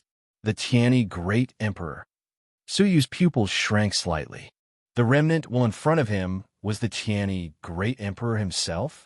But he immediately denied it. How could the path blood left behind by the real Tiani Great Emperor be of this level? Once I get through you, the door of the heaven chamber will open. Yes. Suyu gripped the sinful sword tightly and said calmly, Then, I'll let you die again. The bloody man sensed Suyu's attack and quickly waved the heavenly halberd, drawing an unusually mysterious path. Suyu's sinful sword swept across. Zhaoshi. The simple and unadorned sword contained a supreme sword will. It cut through the path and slashed at the bloody man. This sword should have destroyed the remnant will and caused it to perish completely. All of a sudden, 10,000 arrows, which were formed by blood, shot out of his bloody body, and they shot towards Suyu in an overwhelming manner. Suyu's face changed slightly. He immediately used the law of space to distort the space in front of him, causing the arrows to fly elsewhere. Without waiting for Suyu to move further, the bloody man's body suddenly exploded, turning into a mass of blood that sprayed towards Suyu. Suyu's expression did not change. With a pat of his right hand, the gourd at his waist sprayed out a large amount of sand in front of him. However, the blood was all-pervasive. It immediately soaked the sand and sprayed towards Suyu, who was close to him. Seeing that there was no way to avoid it, Suyu immediately used the 30-foot small world. Puff, puff, puff. Only then did the blood stop outside the 30-foot small world, unable to advance any further. Seizing the opportunity, the sinful sword in Suyu's hand was replaced by a crystal sword. Boundless karmic flame. A mysterious flame rose from the sword. As soon as the boundless karmic flame appeared, it immediately evaporated the blood. The rest of the blood retreated rapidly as if it had encountered its nemesis, reforming into a bloody man. Chapter 2249. Suyu was apprehensive. The strength of the bloody man was beyond his expectations. If not for the fact that he possessed the boundless karmic flames that could restrain evil beings, he probably wouldn't have been able to do anything to him. The bloody man was in pain. He glanced at the boundless karmic flames warily and attacked again without fear of death. What was different from before was that the Crimson Man was releasing a layer of powerful crimson light that enveloped an area of 100,000 feet around him. Under the cover of the bloody light, the evil beings hidden deep underground were all drained of their power and added to the blood man's body. His cultivation base had already skyrocketed at a crazy speed. In just a few breaths, he had surpassed the patriarch level and reached an extremely high level. Suyu's face was filled with deep shock. It wasn't because his cultivation had increased, but because he had used this technique a long time ago. That was the evil ghost bloodline. This was an ability unique to the ghost race. In the past, Ling Xiaotian had injected this bloodline into Suyu's body. Suyu was slightly distracted by the fact that he was able to encounter the bloodline of the evil ghost once again. What he didn't understand was when the remnant soul of the Sky Legacy Great Emperor became a ghost. Or was the Sky Legacy Great Emperor a member of the Ghost Clan? While Zhang Xian was deep in thought, the bloody man had already charged toward him with an unparalleled aura. With Suyu's cultivation, it was impossible for him to be a match for her. Sighing softly, Suyu took out 2 big bottles of blood. Each bottle contained 10,000 Daylord's blood. He chose a bottle and crushed it, causing 10,000 drops of the Daylord's blood to float before him. Bright light flashed in his right hand, and the 9 jade spirit pearl appeared. A suction force revolved around the surface of the 9 jade spiritual pearl, and it instantly devoured all 10,000 drops of Daylord blood. The entire 9 jade spiritual pearl released an incomparably bright emerald light, which enveloped the blood man who was rushing over. Immediately, the remnant will in the blood man's body vanished without any warning. Not even a scream could be heard. His body turned back into a ball of blood, which quickly turned black and stinky. With no other choice, Suyu activated the Heavenly Law Death Eye.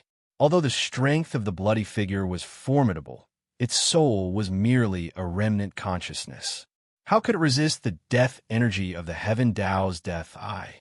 As soon as he died, a creaking sound came from behind him, and a 10-meter-thick door slowly rose up, revealing a strange purple light.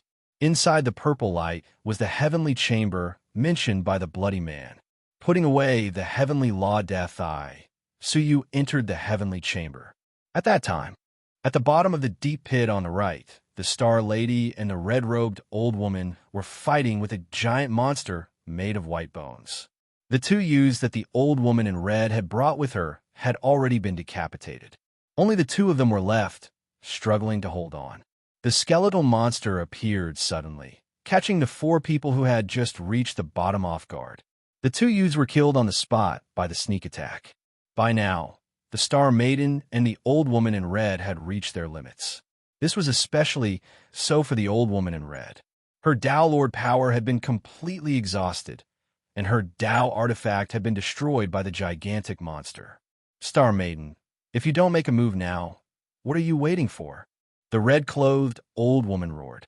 Star Lady gritted her teeth. Old thing, move aside. She took a deep breath, and the lotus mark between her eyebrows suddenly rotated. Each of the 8 lotus petals had a pink line that extended to every part of Star Maiden's body. Soon, the surface of his body was covered with twisted pink lines, forming strange patterns. At first glance, it looked like some kind of ancient rune. The eyes of the old woman in red flashed. This was the legendary Starry Sky physique. It was known as the strongest physique of the Lotus Sacred Star.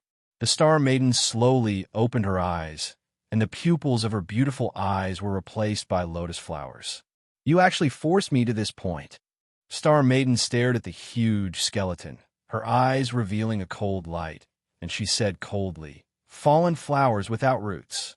The patterns on the surface of his body were like bright suns, shining brightly. With her feet as the center, pink lotus flowers the size of wash basins grew on the ground. In the blink of an eye, the entire bottom of the deep pit was blooming with dense lotus flowers. Roar! The skeletal monster roared, and its huge limbs stomped the ground fiercely, crushing the lotus flowers one by one. However, the brittle lotus fragments attached to the surface of the skeleton's body, corroding the bones into pitch-black powder. The skeletal monster sensed danger and immediately retreated. but there were lotus flowers all around. Wherever he retreated, the lotus flowers attached to his body and corroded part of his bones. Moreover, this was just the beginning. The Star Maiden's eyes were cold, and she shouted softly. All the lotus flowers on the ground rose into the air and wrapped around the entire skeletal monster. There were continuous roars inside, and then the voice gradually weakened. Finally, there was no sound. The patterns on the Star Maiden's body slowly disappeared, and the many lotus flowers turned into pink light and returned to her body. In the same place, there was no trace of the skeletal monster, except for the black powder all over the ground. On the wall behind them, a stone door opened leisurely, revealing a strange purple light. The Star Maiden looked at the old woman and read calmly, killing intent flashing in her eyes. She said, "Don't do anything to court death." The old woman in red was terrified. How could she still dare to disobey the Star Maiden? The Starry Sky Constitution was much more terrifying than the rumors said. Even the powerful skeletal monster of the Family Master level couldn't withstand a blow from the Star Maiden's Starry Sky Constitution. She timidly followed the Star Maiden from afar into the Heaven Room. Back to Suyu. After entering the Heaven Room, he looked around and found that the so-called Heaven Room was just a rather spacious hall. At the top of the hall, there was a golden throne made of special materials. On the throne, there was a black cat lying cross-legged. It seemed to be sleeping soundly.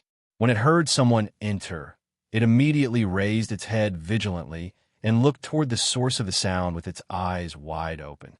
After confirming that it was Suyu, it immediately got up and paced back and forth on the throne. Suyu noticed that the black cat was holding a fiery red bracelet in its mouth. There were 7 pearls on the bracelet, each of which contained a terrifying power no less than the aura of the Blood Man. Is this what the Star Maiden and the others are chasing after? Suyu suddenly understood. He had been wondering why the old woman in red and the Star Maiden were so obsessed with the little cat. So that was it. If they got that bracelet, they could easily defeat all the experts of the 7 unique civilizations. Whichever family got it would be able to look down on the 7 unique civilizations. If anyone refused to accept it, a single pearl could completely destroy a family master. Of course, the premise was that the other family masters hadn't obtained powerful treasures from the Tiani Cavern. Since it had appeared in front of Suyu, there was no reason for him to miss it. His left eye flashed, and a space vortex appeared behind the little cat, ready to suck it in. However, at that moment, the stone door on the other side of the hall suddenly opened with a click.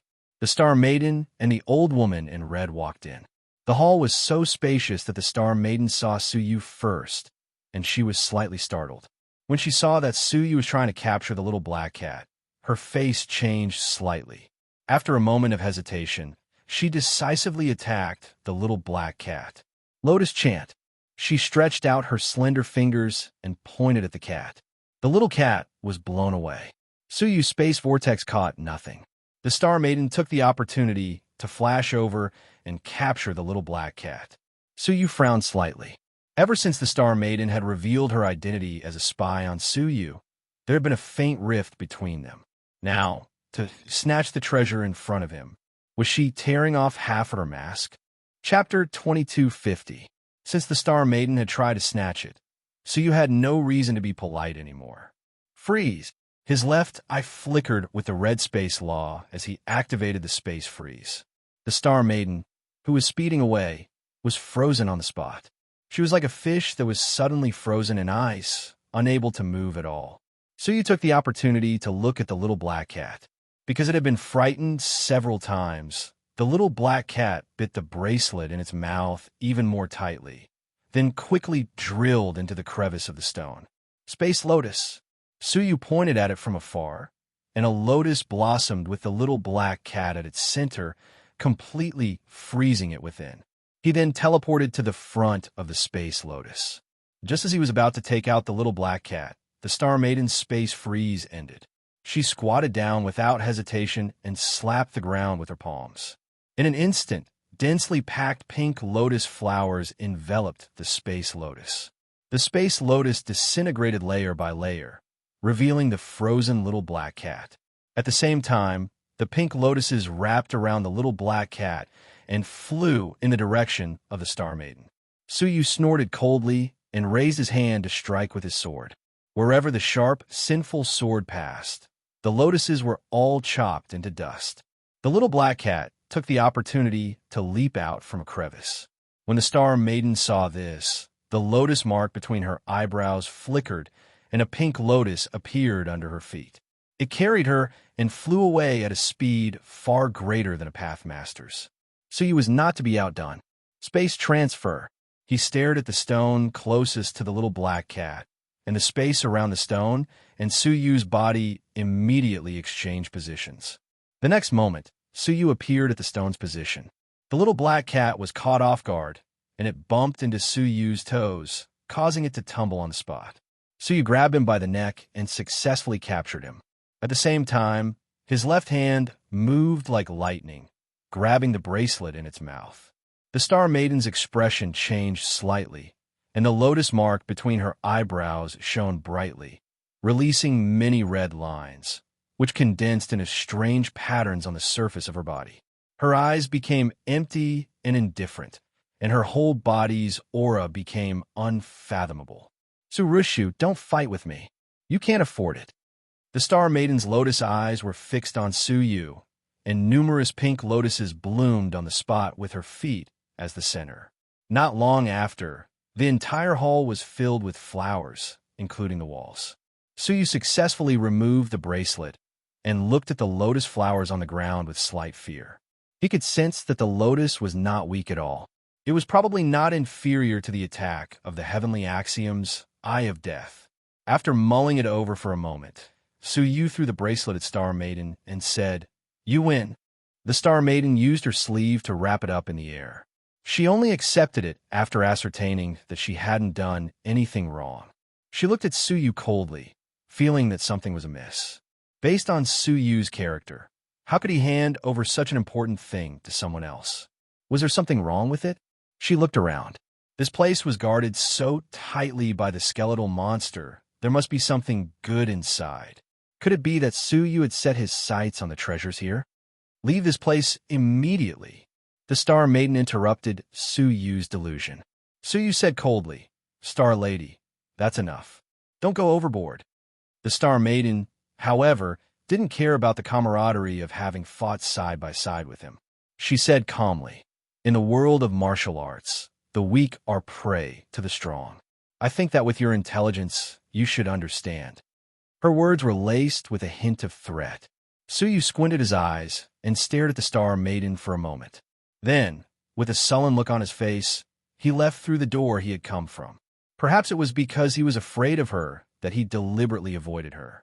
The Star Maiden's senses were constantly monitoring Suyu.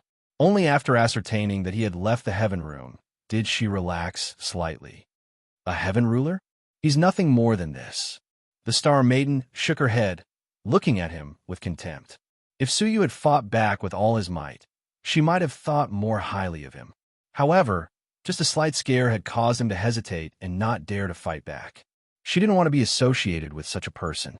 After driving Suyu away, the Star Maiden looked at the red-clothed old woman at the door and glared at her with a warning look. Then, she went to look for treasures nearby. The Heaven Room is sealed so well, so there should be a very important treasure inside. Its value should be far greater than the bracelet, the Star Maiden thought. However, after carefully searching inside and out, even the throne was broken into pieces by the Star Maiden. In the end, there was nothing to be found. It's strange. Did Suyu get there first? The Star Maiden furrowed her brows and said with uncertainty. Then, she shook her head. When she had just entered, Suyu was catching the kitten. The first treasure he had seen was the bracelet that the kitten had mentioned. He hadn't had the time to look for other treasures. But why was there nothing here? As she was pondering this, she suddenly sensed that the red-clothed old woman's aura behind her had disappeared. She wasn't surprised that the old woman had disappeared. Perhaps she had left because she knew she couldn't get anything out of this. However, her aura had disappeared either because she had hidden herself or because someone had erased all traces of her aura. Suddenly, she had a bad feeling. When she turned her head, her pupils shrank. There were two people standing at the door, one in front of the other behind her. Beneath their feet, there was a pile of ashes that was still burning. It was the red-clothed old woman. She had been burned to ashes before she could even let out a scream. The Star Maiden stared at the woman who was covered in flames. Her pupils shrank, and her voice trembled.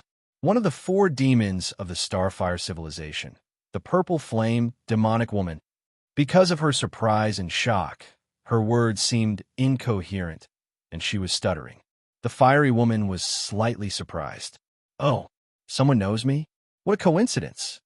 She swayed her slender waist as she walked in seductively. Her bright eyes scanned the surroundings before landing on Star Lady again. She hooked her finger at Star Lady with a faint smile. "Take out the things here." The Star Maiden's heart skipped a beat. She averted her eyes and said, "What?" The fiery woman laughed. "The Tiani guy has 6 great treasures. This must be one of them. Since you came here first, you must have gotten that treasure." Hearing this, the Star Maiden's eyes became even more evasive. "Little girl, since you know my name, you should know that I don't like to talk nonsense." The Purple Flame demonic woman's tone became deeper. It was a sign that she was about to get angry. The Star Maiden pursed her lips tightly, and her heart trembled. The Purple Flame demonic woman was not only temperamental. To be exact, her personality was twisted. Even her preferences for men and women were different from ordinary people. Recalling the bad rumors, the Star Maiden immediately took out the bracelet and threw it to the Purple Flame demonic woman. The Purple Flame demonic woman caught the bracelet. She glanced at it, and a dangerous look flashed in her eyes. "Little girl, do you think it's fun to trick me?" "Trick you? Who would dare?" The Star Maiden hurriedly said, "I only found this treasure in the heavenly chamber. I didn't find anything else." "You call this a treasure?" The Purple Flame demonic woman narrowed her eyes. The Star Maiden felt bitter when she heard this. She said, "Senior, you might not be interested in this bracelet. However, for low-level martial artists like us, it's indeed a rare treasure." The Purple Flame demonic woman burst into laughter. "You call a string of stones a treasure? Little girl, you seem to have experienced something interesting." The Purple Flame demonic woman spat out flames and set the bracelet on fire. An obscure fluctuation immediately appeared on the surface of the bracelet. The fluctuation vaguely showed signs of an illusion. Along with a cracking sound, something on the surface of the bracelet broke. Then, the bracelet, which was strung with fiery red beads, turned into a string of ordinary stones. How is this possible? The Star Maiden was shocked. She didn't understand what was going on. "You look very surprised." The Purple Flame demonic woman chuckled meaningfully. The Star Maiden was intelligent, so she immediately understood what was going on. She clenched her fists and gritted her teeth. Su-Rushu. Suyu was the only one who had touched the bracelet. Although she didn't understand how Suyu had done it and how he had fooled her, she was sure that she had been fooled. Thinking about how Suyu had given up the bracelet so readily, the Star Maiden was even more certain that she had been fooled by Suyu. Su-Rushu. The Purple Flame demonic woman chuckled. "Then, the heavenly treasures here must have been obtained by him." "That's impossible," the Star Maiden said frankly. "When I came in, he was catching that kitten. He shouldn't have had the chance to look for other treasures." The Purple Flame demonic woman said calmly, "Is it a black kitten? One of the 6 heavenly treasures is an immortal black kitten. Its name is the life-gazing cat." What? Only now did the Star Maiden recall that when Suyu had left, he hadn't taken the ordinary-looking black kitten with him. Now that she thought about it carefully, the black kitten was indeed extraordinary. It could travel through the forest of myriad bones safely and enter the heaven room. Was it an ordinary kitten? What made her feel even more unreconciled was that Suyu must have discovered everything. Not only had he used the fake bracelet to steal the real treasure from the heaven room, but he had also pretended that he didn't know anything about it. Su-Rushu. She seemed to have seen Suyu's suffocating wisdom when they had exchanged hostages. The Star Maiden, who thought that she was as intelligent as Suyu, realized for the first time that there was such a huge gap between her and Suyu. "Little girl, come with me. When we catch Su-Rushu, I'll leave him to you." The purple flame demonic woman walked over and said with a smile. The Star Maiden's heart skipped a beat. She said hesitantly, "Elder, I'm too weak. I'm afraid I'll be a burden to you. Please forgive me for not being able to follow you." When she finished speaking, she retreated hurriedly. At the same time, the lotuses on the ground flew up to shield her. The purple flame demonic woman curled up the corners of her mouth. All of a sudden, all the lotuses were burned to ashes, not even having the chance to corrode them. The Star Maiden, who had fled to the entrance of the heaven room, was exposed. Sizzle. Just as the Star Maiden was about to escape, the entrance of the heaven room was suddenly set ablaze with intense flames. It would only take a moment to kill the Star Maiden. Will you die, or will you obey me? The purple flame demonic woman looked at the Star Maiden's alluring body from head to toe and smiled evilly. The Star Maiden's heart trembled slightly. She turned around with an ugly expression, not daring to move. She knew that she couldn't escape the purple flame demonic woman's grasp. The purple flame demonic woman smiled evilly and walked up to her. She grabbed the Star Maiden's chest with her palm and began to knead the bulge. The Star Maiden's face was flushed. She was humiliated, but she didn't want to resist. Zhan Wushuang, who was at the entrance on the other side, closed his eyes and sighed silently. Chapter 22:51. This woman hated men very much, but towards women, this beautiful girl from the 7 absolute civilizations was finished after falling into the hands of the purple flame demoness. 10 minutes later, the purple flame demoness was done. She licked her lips as if she hadn't had enough. What a wonderful taste. Not bad, this trip was not in vain. He wasn't sure if it was an illusion, but the Star Lady's skin seemed to have dimmed a little, while the purple flame demoness seemed to have become younger. This was the reason why she liked women. The domain that she cultivated was a heaven-defying domain that allowed her to live forever and never grow old. In theory, as long as there were enough young women for him to absorb, he would be able to remain young forever until his death. The real purple flame demoness should be a white-haired old woman. On the other hand, the women who had their essence absorbed by the Star Maiden had always aged prematurely. At the same time, due to the premature decline of essence, all aspects of the body would deteriorate, greatly affecting the path of martial arts. Star Maiden's hair was disheveled, and her clothes were disheveled. Her heart was filled with humiliation and hatred. Never in her wildest dreams did she imagine that her chastity would be taken away by a woman one day. She hated him.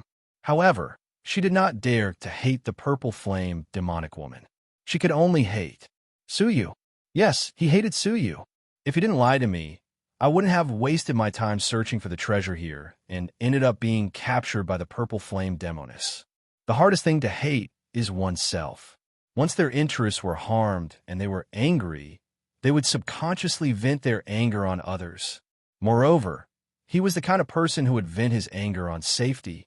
The one who had assaulted her was the purple flame demoness. Why wouldn't she hate her? Because the purple flame demoness was a demoness who killed without batting an eyelid. She didn't dare to hate her. As for Suyu, he was a person who had principles and did not kill indiscriminately. Hence, she hated Suyu, not the purple flame demonic woman. Little girl, from today onwards, you are my woman. I will help you take revenge for all your grievances. The violet flame demoness lifted the Star Maiden's chin and said, I'll kill that Surushu for you if we encounter her. The Star Lady nodded in satisfaction. Thank you, Senior, but I want to do it myself. All right, as long as you hand the treasure over to me. The purple flame demoness didn't mind. The three of them left the hall and headed north. Suyu was in the same direction. Suyu only stopped when he reached a relatively safe hilly area. With a flash of light, an item appeared in each of his hands. One of them was the bracelet. Suyu curled up the corners of his mouth and said, The illusionary technique recorded in concubine Pianqian's letter is really effective. In the letter, there was the ability to control the entire palace, including how to use the illusion of the Mirage Dragon. A moment ago, when Suyu had touched the bracelet in the Great Hall, he had cleverly replaced it with a stone pearl. Then, he had used an illusory technique to conceal it, and successfully deceived the Star Maiden. As for the little black cat, Suyu picked it up and let it struggle freely. He then squinted his eyes and said, "It's hard to imagine that you are a treasure and not a living creature." On the surface, the little black cat was indeed a living creature. But in Xiao Dai's shared perspective, the little black cat was a treasure that emitted a faint blue light. "Are you the demonic soul stone?" Suyu asked as he sized it up. The agile imperial concubine said that the malicious soul stone was one of the 6 treasures that the Sky Legacy Emperor valued the most. As long as one refined it, one soul would not be destroyed. In other words, it was a soul defense treasure. Moreover, its level was comparable to a doctrine artifact. Unlike a doctrine artifact, as long as the malicious soul stone didn't have a master, whoever obtained it would be able to use it. Suyu's eyes lit up. Ever since the divine nine-dragon cauldron left his head, he had not encountered a suitable soul defense treasure. The malicious soul stone in front of him was one of the best treasures. According to the agile imperial concubine's letter, as long as he successfully refined it, even the Sky Legacy Emperor would not be able to harm Suyu's soul. It was unknown how strong the Sky Legacy Emperor was. However, it was conceivable that among the 7-star civilizations, there would not be many people who could surpass him. After looking for a safe place, Suyu immediately sat down with his legs crossed and began to refine the little black cat. He sacrificed a drop of his essence blood, fused it with a wisp of his soul, and injected it into the space between the little black cat's eyebrows. The little black cat naturally resisted with all its might. However, as a treasure without a master, how could it resist? After a short while, it was forcibly refined by Suyu. Meow. After the little black cat was refined, it immediately showed unusual affection towards Suyu. It jumped onto his shoulder and gently rubbed his face. Suyu's mind was filled with memories of the little black cat. He murmured softly, "The life-gazing cat? Is that the name given to it by the Sky Legacy Emperor? Does it have a profound meaning?" After thinking for a while, Suyu looked towards the northernmost area. The love-severing platform was there. It had been some time since he entered the Heavenly Legacy Cavern. It was still unknown whether the love-severing platform had been discovered. There was no time to waste. He set off immediately and headed there. A few days later, a huge chasm suddenly appeared in front of the open plain, revealing a 1,000-foot-deep abyss. Beneath the abyss was an even wider plain. Looking down from above, Suyu found that he had been on a huge plateau, and the real plain was below him. Just as he was about to jump down, he suddenly caught a glimpse of a few familiar figures wandering around nearby. Among them were the Stone Sword, the Snow Swordsman, and a group of familiar people from the Sea Wolf Pirates. Suyu's eyes flickered slightly. What a coincidence! If they were here, did it mean that the Sea Wolf Pathmaster was nearby? Thinking of him, Suyu's heart flickered with intense killing intent. When the Sea Wolf Pathmaster forced Suyu to carry out the mission of capturing the greedy Wolf King, he had sworn in his heart, if there was a chance, he would kill him. Unfortunately, Suyu did not have such an opportunity when he was in the Pirate Alliance. But now that he was in the Heavenly Legacy Cavern, if the time was right, Leader Su, he had found them, and they had also found Suyu. The Snow Swordsman walked over quickly with a joyful look on his face. They had joined the Sea Wolves pirates together, but now they had gone their separate ways. Their experiences were worlds apart. "How have you been?" Suyu smiled. He had a good impression of the Snow Swordsman. "Hey, how could I be fine? I don't have the ability of Leader Su, so I can only wait for death to come," the Snow Swordsman said in shame. Then his eyes darkened. The poisonous oracle was even more unlucky. He was killed by the Pajuan Emperor for no reason. After the greedy Wolf King was captured, the Pajuan Emperor led his men into the depths of the Sea Wolves pirates to rescue him. During that time, many pirates were killed, including the poisonous oracle. Suyu sighed softly and said, "It's all fate." The Snow Swordsman was full of loneliness. It was rare for him to meet an old friend like Suyu, so he felt more and more upset. Then, he chatted with Suyu for a while. The stone sword stood in the distance, staring at Suyu with fear, not daring to come over. "Snowhall Master, we don't have much time left," the stone sword urged. The snow swordsman sighed at Suyu, then cupped his fists and said, "Leader Su, let's talk again when there's a chance." He seemed to be in a hurry, as if he had something urgent to do. Chapter 2252. The swordsman in the snow didn't try to hide it. He said, "That's not it. Some of our people found some strange ruins nearby and wanted to go there to have a look." Ruins? None of the ruins here were safe. Even the pathmasters could be buried here. With their cultivation, going there was no different from thinking. "Do you mind if I go with you?" Suyu asked. The swordsman in the snow didn't know what to do. The ruins here were found by the sea wolves pirates. As the leader of another pirate, it wasn't appropriate for Suyu to go with them. "I have to ask the deputy leader," the swordsman in the snow said. He immediately ran to the stone sword to report to him. After hesitating for a while, the stone sword nodded his head in agreement. According to the information from his subordinates, the ruins weren't very peaceful. If a strong man like Suyu went with them, it would be much safer. Compared to the fact that he would get a share of the treasures, his strength played a more important role. After getting his consent, Suyu went with them to the abyss below. At the bottom of the abyss, there was a ruin. The ruin was deep and dark, and many powerful evil creatures were hiding there. In fact, from Suyu's point of view, there weren't many valuable treasures in it, but many dangers. What caught his attention was that there was a dark cyan ball of light inside. The difference was that it was moving. Clear the danger. Be careful. The stone sword was very vigilant. Judging from the evil creatures that appeared, many of them were deadly to the half-path masters. Fortunately, they had a lot of people. Many of them were holding various kinds of magical treasures. They killed their way in and killed many evil creatures. Occasionally, some formidable beings at the half-step Downlord realm would appear, but the sword in the stone would personally annihilate them. Suyu only attacked those that he couldn't kill.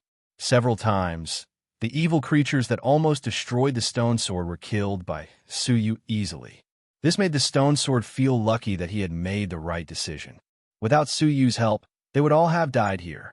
In the end, they completely cleared the evil creatures in the ruins and went their separate ways to look for treasures. Suyu went straight to the moving treasure he had found. He was surprised to find that it was a tattered scroll that was revolving around the ruins. There was a calligraphy drawn on the scroll with the Pathmaster's blood. Suyu did not pay much attention to it at first, but when he saw the words, he could not help but be slightly shocked. "I've tried to enter an 8-star civilization 10 times, but I've always been rejected. This is my regret. The 8-star civilization regards us as desolate residents of the outer realm and set up the ancient absolute beginning formation to isolate us from the outside world. I'll use all my strength to make the 8-star civilization lower their heads and look at us, the desolate people of the outer realm. Heavenly legacy." This calligraphy was left behind by the Sky Legacy Emperor. The content of the calligraphy was very long, but because it was incomplete, it was disjointed, so he could only distinguish the above 3 sentences. However, these 3 sentences revealed a lot of thought-provoking content. Firstly, the rumored 8-star civilization did exist in the absolute beginning realm. Secondly, unlike any other civilizations that Suyu had seen in the past, the 8-star civilizations could not enter at will. At least, even with the Tiani Great Emperor's Hong Tian strength, he was refused entry by the 8-star civilizations. Suyu's heart trembled for a long time. What kind of place was an 8-star civilization? What was the so-called ancient absolute beginning formation that isolated the desolate people of the outer realm? As he was pondering, the swordsman in the snow found Suyu and found the calligraphy floating in the air. He said in surprise, "Is this calligraphy left by the Sky Legacy Emperor himself?" Surprised, he cast an envious look at Suyu. "Leader Su, you're so lucky to have come across the relic of the Sky Legacy Emperor." Suyu was enraged. He took a deep look at the calligraphy and said casually, "This thing is useless to me. If you want it, just take it." It was just a piece of calligraphy, which at most contained some of the meaning of the Sky Legacy Emperor. It might be of great use to other half-Taoist masters, but not to Suyu. "This thing is so precious, and it was found by Leader Su first. I can't take it," The swordsman in the snow refused. Suyu said calmly, "If you don't want it, give it to the stone sword." "I want it." Upon hearing this, the swordsman in the snow immediately stepped forward and accepted the calligraphy. He thanked Suyu profusely. "Thank you, Leader Su, thank you." "It's okay," Suyu smiled lightly. The words, 8-star civilization, lingered in his mind for a long time. When they finished searching the ruins, everyone gathered again. The stone sword looked at Suyu meaningfully and said to everyone, "Rest here. I've received news that the leader is on his way." A cold light flashed in the depths of Suyu's eyes. He had been waiting for him for a long time. At that moment, the swordsman in the snow lowered his voice and said, "Leader Su, before the leader returns, why don't you leave first?" The conflict between Suyu and the Sea Wolves pirates was well known. When the leader of the Sea Wolves returned and found Suyu here, there would inevitably be a conflict. To be precise, Suyu would be in danger. Without Xie Xiaoya's protection, who would know if the leader of the Sea Wolves killed Suyu secretly? "Leave? No need. I have something to discuss with the leader of the Sea Wolves," Suyu said calmly. He was already thinking about how to kill the leader of the Sea Wolves as quietly as possible without arousing suspicion.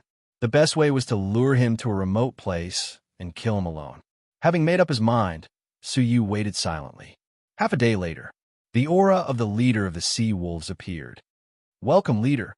The stone sword and the others immediately stepped forward and bowed to the void. Whoosh! The leader of the Sea Wolves appeared. He casually glanced at everyone and was delighted to see that they were all safe and sound. Just as he was about to say something, he suddenly saw an unusual person.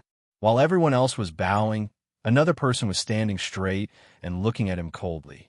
It was difficult for him not to notice. When he saw the face clearly, the leader of the Sea Wolves unconsciously released a murderous aura. "Su Rushu." Suyu crossed his arms in front of his chest and slowly walked over. He said calmly, "You should call me Leader Su." "Humph." The leader of the Sea Wolves snorted coldly, his eyes overflowing with coldness. "What are you doing among my pirates? Did Xie Xiaoya send you?" His questioning tone made it clear that he was looking for trouble. Suyu said calmly, "You should thank me. Without me, they might not all be standing in front of you safe and sound." The leader of the Sea Wolves gradually narrowed his eyes. He had long wanted to get rid of Suyu, the person who had humiliated him. Because of Xie Xiaoya, he did not dare to make a move.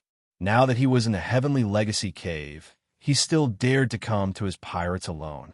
He was walking into a tiger's den and walking right into a trap. Of course, with so many people around, he did not dare to kill him in front of so many people. Otherwise, if Xie Xiaoya heard about it, she would definitely seek revenge. He suddenly smiled and said, "Then I'll have to thank you." From his words, it was impossible to tell what he was thinking. Suyu understood and said indifferently, "You're welcome. Since Leader Su is here, that's perfect. With the three of us leaders attacking together, we should have a higher chance of success." Chapter 2253. Green Phoenix Leader, come down. The leader of the Sea Wolves called out to the void behind her. With a swoosh, a giant green phoenix descended from the sky and landed on the ground. Her body glowed, and her giant body gradually transformed into a graceful woman. It was the Green Phoenix Leader. Suyu was slightly surprised, not by her appearance, but by her ability to fly. There were powerful seals in the air of the Heavenly Legacy Cavern.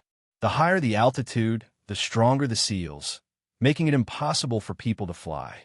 Up until now, Suyu had only flown at a height of 1,000 feet. For the Green Phoenix Leader to be able to fly at such a high altitude was probably a result of her talent. Perhaps even the masters of the family could not do it. After the Green Phoenix Leader appeared, she blinked and stared at Suyu. "What a coincidence to meet you here, Leader Su." She had always had a good impression of Suyu, so she immediately showed him goodwill. "The talent of the Green Phoenix Leader is truly enviable," Suyu sighed. If he had her talent, the Forest of 10,000 Bones would not have been so difficult. "Haha, Leader Su is the most mysterious," the Green Phoenix Leader said. It was unclear if she was being polite or if there was a deeper meaning behind her words. Suyu only smiled without saying anything. The leader of the sea wolves was displeased to see the two of them so familiar with each other. She interrupted their conversation. "We don't have much time. We should set off as soon as possible." The green phoenix leader's smile faded, and she said, "Time is indeed tight." Suyu said, "Since we are cooperating, can you tell me what you are going to do?" Something that could make two pirate leaders join forces must not be simple. When I was high up in the sky, I found a group of people from the number 1 peerless family acting suspiciously. They seemed to be transporting something and were in a hurry to meet up with golden-eyed Langjun. Hearing this, Suyu's eyes flashed. At the mention of golden-eyed Langjun, Suyu felt uneasy. This person was too shrewd, and his schemes were too grand. It was not a good thing that his people were nearby. The leader of the sea wolves and I decided to rob them and find out what they were transporting, the green phoenix leader continued. They must have thought that the number 1 peerless family had discovered something incredible and wanted to rob them. Which direction? North. Suyu immediately agreed. Fine, count me in, since it would not delay the journey, and he could even take the opportunity to attack the leader of the sea wolves. Why not? Suyu was not interested in the things being transported by the number 1 peerless family. The one who was interested was the leader of the sea wolves. If he did not take his life, Suyu would feel uneasy. Then let's depart immediately. Hence, Suyu, the 3 leaders, and the subordinates of the leader of the sea wolves set off together. The leader of the Blue Phoenix sect was high up in the sky and could easily lock onto their location. Thus, tracking them was extremely easy. In just 2 days, not only had they caught up, but they had also circled ahead of them. Then he set up an ambush in a stone forest that he had to pass by. After lying in ambush for a while, he saw a group of people moving forward mysteriously. Suyu recognized the Pathmaster leading the group. He was one of the elders of the number 1 peerless family, the Rock Pathmaster. Behind him were several foreign officials, most of whom Suyu knew. Suyu furrowed his brows slightly when he saw one of them. The guest was hidden by a special set of clothes. Although Suyu could not see his face clearly, he still gave Suyu a very uncomfortable feeling. Does the number 1 peerless family have such a foreign minister? Suyu muttered softly. Swish! The leader of the Blue Phoenix sect landed and said in a low voice, "Get ready." Suyu gathered his thoughts. When they arrived at the place where the ambush was, he and the 2 leaders dashed out. The pirates from all directions also charged out. The Rock Path Master sensed the strange movement, and his face changed drastically. He shouted anxiously, "Enemy attack! Protect that thing!" Apart from the Rock Path Master and the few foreign officials, the rest of the people from the number 1 peerless family surrounded a beast carriage in the middle. Pirate Alliance, the Heavenly Legacy Cavern is filled with treasures. Why do you have to fight with us for these things? The Rock Path Master said angrily. If you have the time, why don't you go elsewhere to look for treasures? His words were reasonable. The Heavenly Legacy Cavern was filled with treasures. However, the best treasures would always be in the hands of the enemy. With such a mentality, the leader of the Blue Phoenix sect did not hesitate to rob them. Cut the crap. Put down the beast carriage and all the space storage devices on you. Otherwise, none of you will leave today. The leader of the Sea Wolves stared at the Rock Path Master like a venomous snake waiting for an opportunity to strike. The Rock Path Master looked at the leader of the Blue Phoenix sect and the leader of the Sea Wolves with a gloomy face. He gritted his teeth and shouted, "If the goods are here, the people are here. If the goods are gone, the people will die. Kill!" All of a sudden, the 2 sides started fighting.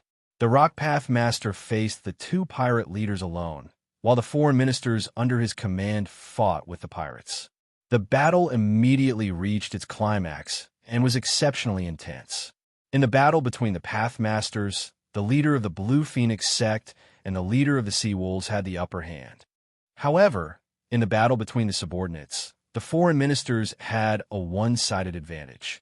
The foreign ministers of the number 1 peerless family were all at least half a step to the Pathmaster level. Among the pirates of the leader of the Sea Wolves, only a few were at least half a step to the Pathmaster level. Therefore, the pirates were at a disadvantage as soon as they started fighting. The swordsman in the snow was being attacked by the 2 foreign ministers. Seeing Suyu standing at the side with his hands clasped behind his back, he said, "Leader Su, please help us." To avoid being recognized by the number 1 peerless family, Suyu was in disguise. He nodded his head lightly and strode into the midst of the many foreign ministers. With his strength, even if he used the lower-tier heavenly dragon body slightly, he would still be able to crush them. Therefore, when he attacked, it was almost a one-sided suppression, like a tiger charging into a flock of sheep. In a short span of 10 breaths, all the foreign ministers had been injured by Suyu.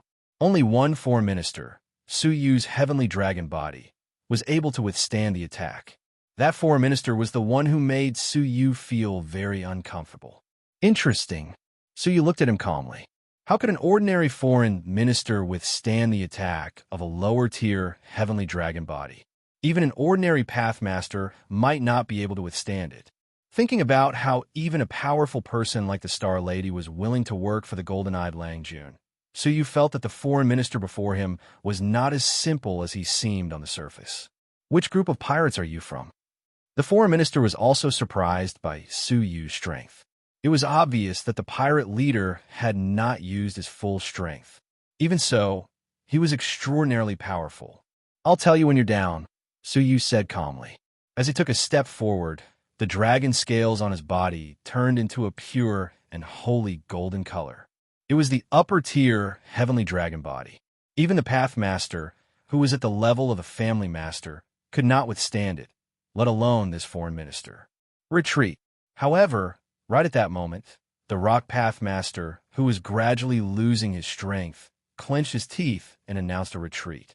Many foreign ministers and the Rock Pathmaster immediately retreated. The Blue Phoenix leader and the Sea Wolves leader did not chase after them. They just symbolically drove them away before they all returned.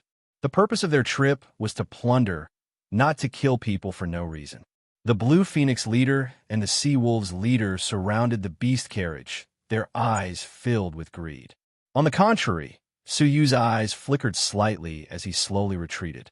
Chapter 2254. Whenever it involved the golden-eyed playboy, Suyu would instinctively stay away.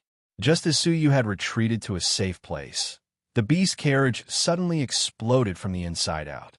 99 energy chains shot out from within, shooting wildly. The pirates, who thought they had successfully plundered the treasure, were caught off guard. The chains were very strange.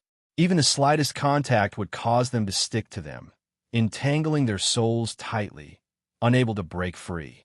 The quickest among them were naturally the Blue Phoenix leader and the Sea Wolf leader. The former immediately transformed into a green phoenix, flying 30,000 miles in an instant. The latter transformed into the silhouette of a sea wolf, blocking in front of her. But the chains completely ignored the Sea Wolf leader's silhouette, piercing straight through the Sea Wolf leader's body. Perhaps it was because the higher one's cultivation level was, the more severe the damage caused by the chains. The Sea Wolf leader's soul hissed and emitted white smoke, as if it was suffering great torture. He could not help but let out a miserable howl. Although the Blue Phoenix leader was adept at flying, he could not escape. A chain extended infinitely, piercing through the Blue Phoenix leader, who had already flown to the depths of the sky. It pulled him down and smashed him to the ground. In a few breaths' time, all the pirates, including the 2 pirate leaders, had been captured by the chains. The chains contained a mysterious power that rendered them unable to exert any of their strength. They were like mortals, but the chains did not stop their attacks. There was still one person who had not been captured. That person was Suyu. Because of his foresight, he had retreated far away in advance. So, when he noticed the abnormality, he immediately used the law of space to teleport elsewhere. However, he did not manage to break free from the chains. One of the chains followed him closely like a shadow, teleporting and shooting towards Suyu's body. Suyu swung his sword, but the powerful sword energy could not harm the chain in the slightest. What is this chain? Suyu was secretly surprised. He could not block it in time, and the chain shot into Suyu's body. All of a sudden, Suyu felt an obscure and disgusting thing invading his soul at lightning speed, trying to fuse with it. Meow! Suddenly, the life-gazing cat's yellow eyes opened. The thing that had invaded Su Yu's soul quickly receded like a receding tide. The chain immediately withdrew from Su Yu's body and returned quickly. Phew! Su Yu heaved a sigh of relief. Fortunately, he had obtained one of the 6 great treasures of the Sky Legacy Emperor, the demonic Soul Stone, which could protect his soul. Otherwise, he would have been in danger. At the same time, Su Yu was pondering what that chain was and why it was so powerful. I'm afraid that not even Patriarch-level Tao Lords would be able to resist these chains. Golden-eyed Playboy had hidden such a powerful magic weapon, but he had never revealed it in front of everyone. At this moment, he had caught 2 pirate leaders off guard. As expected, the Boulder Pathmaster and the others who had left earlier reappeared. Their faces were full of smiles as they scanned the motionless pirates. Among them, the strange-looking pirate sneered at the Boulder Pathmaster and said, as expected of the foolish pirate alliance, "They took the bait so easily." "How foolish," Dowlord Boulder said slowly. "Patriarch, you're a genius. You managed to capture so many members of the pirate alliance with such a simple trap." Just as they were feeling complacent, one of the pirates in charge of counting the number of people exclaimed, "We're still missing 1 pirate." They had secretly counted how many pirates had attacked them just now. Now, they realized that they were missing 1 person. "Who are we missing?" Dowlord Boulder frowned. If news of what happened here got out, it would be difficult to deal with the other pirates. "Surushu," the guest beside him said with a gloomy face. He had suffered at Su Yu's hands before, so he was especially concerned about him. With a single glance, he realized that Surushu was missing. He actually managed to escape? Dowlord Boulder was deeply surprised. These chains were carefully prepared by the Patriarch. In the Pirate Alliance, only Xie Xiaoye might be able to escape. What's going on with this pirate leader Su? Although he was surprised, Dowlord Boulder immediately became vigilant and said, "Take them and leave immediately." Swish! As soon as they left, Su Yu appeared in this place. As he looked at the backs of Dowlord Boulder and the others, his eyes shone with a profound light. Theoretically speaking, he would be happy to see the pirates being captured. However, what was Golden-eyed Playboy's intention in setting up a trap to capture the Pirate Alliance? The group that appeared in front of Su Yu was probably just one of the small groups. In other directions, there should be other elders leading the groups to capture the enemies. The targets of the capture might not just be the Pirate Alliance, but all the influences that coveted the number 1 peerless family. He was deeply fearful of Golden-eyed Playboy. Now, he naturally wanted to take the opportunity to find out what he was up to. Su Yu concealed his aura and followed the Dowlord Boulder and the others silently. After traveling a considerable distance, the other party stealthily arrived at a desert. In the desert, white bone dust fluttered all year round, covering the sky and obstructing one's vision. In an inconspicuous ruin in the desert, it was very peaceful, without the bone dust wreaking havoc. The ruin was filled with elders and guests from the number 1 peerless family. They kept rushing back from other places, more or less bringing people of unknown identities with them. Among them were people from the Pirate Alliance, as well as people from other families. All the captives, like the Blue Phoenix leader and the Sea Wolf leader, were suppressed by chains. The captives were brought to the ruin and immediately thrown into a giant cage to be locked up. In front of the cage, there was an ancient pool filled with fresh divine blood and the blood of the Pathmasters. Fresh corpses were piled up into a small hill after their blood had been drained. In the pool, the waves were rolling rhythmically, as if something was beating continuously inside. What surprised Su Yu was that the golden-eyed Playboy, whom he hadn't seen for a long time, was standing in front of the blood pool. He was holding a pitch-black ancient book, softly chanting an incantation as he ordered, "Next batch." All of a sudden, a group of fierce-looking guests brought over 10 captives and made them kneel in front of the blood pool. As the golden-eyed Playboy's incantation sounded, 10 bright red tentacles leaped out of the blood pool, piercing into the captives' bodies and devouring their divine blood. After a cup of tea's time, the 10 captives were left with shriveled skeletons. At this time, the waves in the blood pool were even more violent. The golden-eyed playboy closed the pitch-black ancient book and stared at the blood pool with a satisfied expression. Continue after an hour. Look after the captives. As soon as he finished speaking, he returned to the training room with a slightly pale face. It seemed that the mysterious incantation consumed a lot of his Pathmaster strength. Suyu frowned when he saw this. Was the golden-eyed playboy summoning something? That pool of blood gave him an ominous feeling. Chapter 2255. Farewell, Patriarch. A few clan elders said respectfully. They each stood in a corner and guarded the captives closely. Among the captives, the Pirate Alliance was relatively quiet. They were mentally prepared for certain death if they fell into the hands of the Seven Absolute Alliance. However, the forces of the other aristocratic families were also captured. Among them was the white-robed sword god from the Third Peerless family. He said indignantly, "Golden-Eye Prince, your methods are cruel and your actions vicious, even more savage than the pirates." Pirates were savage, but they were not like Golden-Eye Prince, who captured people indiscriminately and extracted their blood essence. Of course, his roars and shouts were met with a beating. Only after he was covered in wounds did the First Peerless family stop and lightly say, "Behave, or the next batch will be yours." The white-robed sword god stubbornly wanted to say something. Beside him, New Dawnflower Maiden quietly pulled on his sleeve and whispered, "Don't be rash. This won't help." Only then did the white-robed sword god calm down. He exchanged a glance with New Dawnflower Maiden and laughed at himself. They had been implicated in the matter of King Greedwolf's capture because they had recommended young Master Wenshang. This time, they finally had a chance to come to the Heavenly Legacy Cave abode to redeem themselves. Who would have thought that they would fall into the First Peerless family's trap? Including the two of them, many experts from the Third Peerless family had been captured and brought here, and they had personally witnessed such a bloody scene. This is the will of the heavens. The white-robed sword god sighed. They had escaped death in the matter of King Greedwolf's capture, but in the Heavenly Legacy Cave abode, they still could not avoid death. New Dawnflower Maiden looked down at the giant iron cage and the Tao Lord experts guarding outside. Her heart was gloomy. This time, they really were at the end of the road. Bang! Suddenly, a loud sound rang out without warning. The huge cage that bound them twisted and broke apart, revealing a huge gap.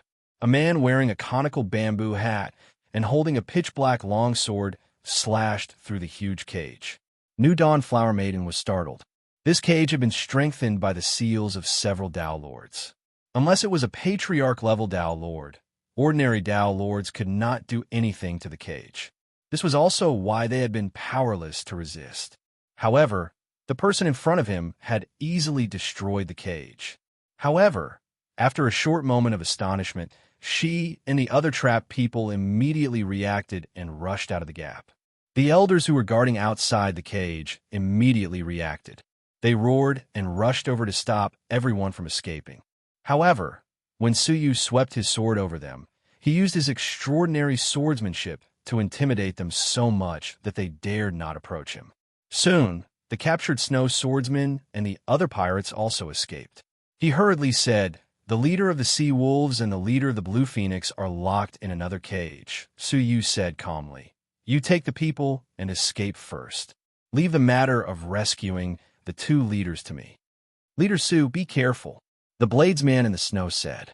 After they left, Suyu cast his gaze at the other cage.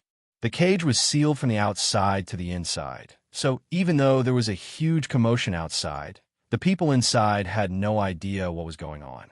Suyu's eyes shone brightly as he dashed over. Before he arrived, his sword was already there. The elders who were in charge of guarding the cages stepped aside in fear, not daring to get close to him. Clang! With a sweep of the sword, the cage was blasted open. Two figures were revealed. They were the captured leader of the Blue Phoenix and the leader of the Sea Wolves. Their mental state was not good. Apart from the damage caused by the chains, the formation on the cage had a subtle restraining effect on them, causing their consciousness to blur. This was to prevent them from resisting on the spot when their blood essence was extracted, which would be detrimental to them. The leader of the Sea Wolves was fine, only slightly tired, but the leader of the Blue Phoenix had fallen into a deep coma. Realizing that the cage had been broken, the leader of the Sea Wolves was shocked at first. Then, realizing that it was Su Yu who had come to rescue them, he was delighted. He immediately stood up and said, "Leader Su, thank you." Su did not say a word. He took a step forward and picked up the leader of the Blue Phoenix by the waist, then immediately rushed out. With such a huge commotion, he believed that the golden-eyed scholar would quickly react. The leader of the Sea Wolves followed Su Yu and rushed out. Unexpectedly, as soon as Su Yu left, he set up 10 space vortexes at the opening. Sensing Su Yu's intentions, the leader of the Sea Wolves stopped smiling and roared, "Little bastard, I knew you were also thinking of ways to kill me. Open!" With a loud roar, the giant shadow of a wolf materialized behind him and tore open several space vortexes. In a few breaths, the 10 space vortexes that Su Yu had set up were successfully torn open. As soon as he came out, he saw the back of Su Yu carrying the leader of the Blue Phoenix and escaping. But he had no time to give chase, because the elders around him had already surrounded him. "Su, this is not the end." The leader of the Sea Wolves was furious. As long as he could return alive, he would do everything in his power to kill Su Yu. The enmity between them had reached a point where it could not be salvaged. Even though the leader of the Sea Wolves had single-handedly caused all of this conflict, the leader of the Sea Wolves was still alive. Freeze! But even if he wanted to leave, Su Yu might not let him. Su Yu, who had already walked far away, activated the laws of time and space to freeze him in place. When 3 breaths had passed and the leader of the Sea Wolves was freed, he felt as if the world had jumped. Moreover, the elders who had been far away a moment ago had strangely appeared in front of him. It was not teleportation, but a loss of time and space. His heart thumped as if he had missed a beat. It was as if he had stepped off a cliff and fallen into an abyss. A thick sense of hopelessness enveloped his heart. In his eyes, the domain released by the combined efforts of several elders was reflected. The next moment, the leader of the Sea Wolves let out a series of pitiful cries. He was on the verge of death. His eyes were still reflecting Su Yu's fleeing figure in the distance. Swish! At the same time, the golden-eyed playboy had finally been notified by the elders and appeared. Looking at the 2 destroyed cages, his expression suddenly became gloomy. Who did this? The Rock Path Master's heart trembled. "Master, it seems to be someone from the Pirate Alliance. His sword techniques are superb and extremely powerful. How could he be more powerful than all of you?" The golden-eyed playboy rebuked. How could the 5 elders not be able to stop one of the 10 great pirate leaders? Unless Xie Xiaoye came personally. The Rock Path Master was also in disbelief. It's absolutely true. He could easily take our lives with just one sword technique, but he is not Xie Xiaoye. I heard the pirates call him Leader Su. The expression of the golden-eyed playboy changed for a long time. Investigate. It is impossible for such a powerful leader to appear in the Pirate Alliance for no reason. When the leader of the Sea Wolves, who was on his last breath, heard this, a trace of hatred remained in his weak eyes. He is Su Rushu. Chapter 2256. Him, the number 1 peerless family. No one would be unfamiliar with the name Su Rushu. In the eyes of the clan elders and guest chamberlains, Su Rushu was a murderer who had killed many outstanding disciples of the number 1 peerless family. She had already defected to the Pirate Alliance. Only golden-eyed Lang Jun knew that Su Rushu was a chess piece he had planted in the Pirate Alliance. But how could this chess piece possess such terrifying strength? Golden-eyed Lang Jun did not believe it. "Do you want to know more?" The Sea Wolf leader recovered a little and said, "I can help you eliminate this person." The pitiful leader of the Sea Wolves did not know Su Yu's true identity. As an outstanding chess piece that golden-eyed Lang Jun had successfully infiltrated the Pirate Alliance, how could he allow anyone to threaten him? Golden-eyed Lang Jun smiled and said, "All right, I will remember this favor. If there is a next life, you can find me and ask for repayment." The leader of the Sea Wolves was slightly stunned.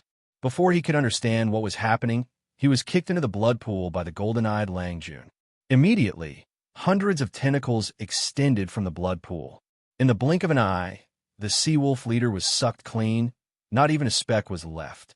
Golden-eyed Lang Jun said calmly, "Continue to capture people until the blood pool is completely filled." On the other side, Suyu brought the leader of the Green Phoenix sect to a snowy plain in the north. The swordsman in the snow sent a message to him, telling him where they were hiding. The moment they landed, the snow bladesman walked over with anticipation in his eyes. He looked at the unconscious Blue Phoenix leader and asked, "Where is our leader? Why is the leader of Blue Phoenix the only one here?"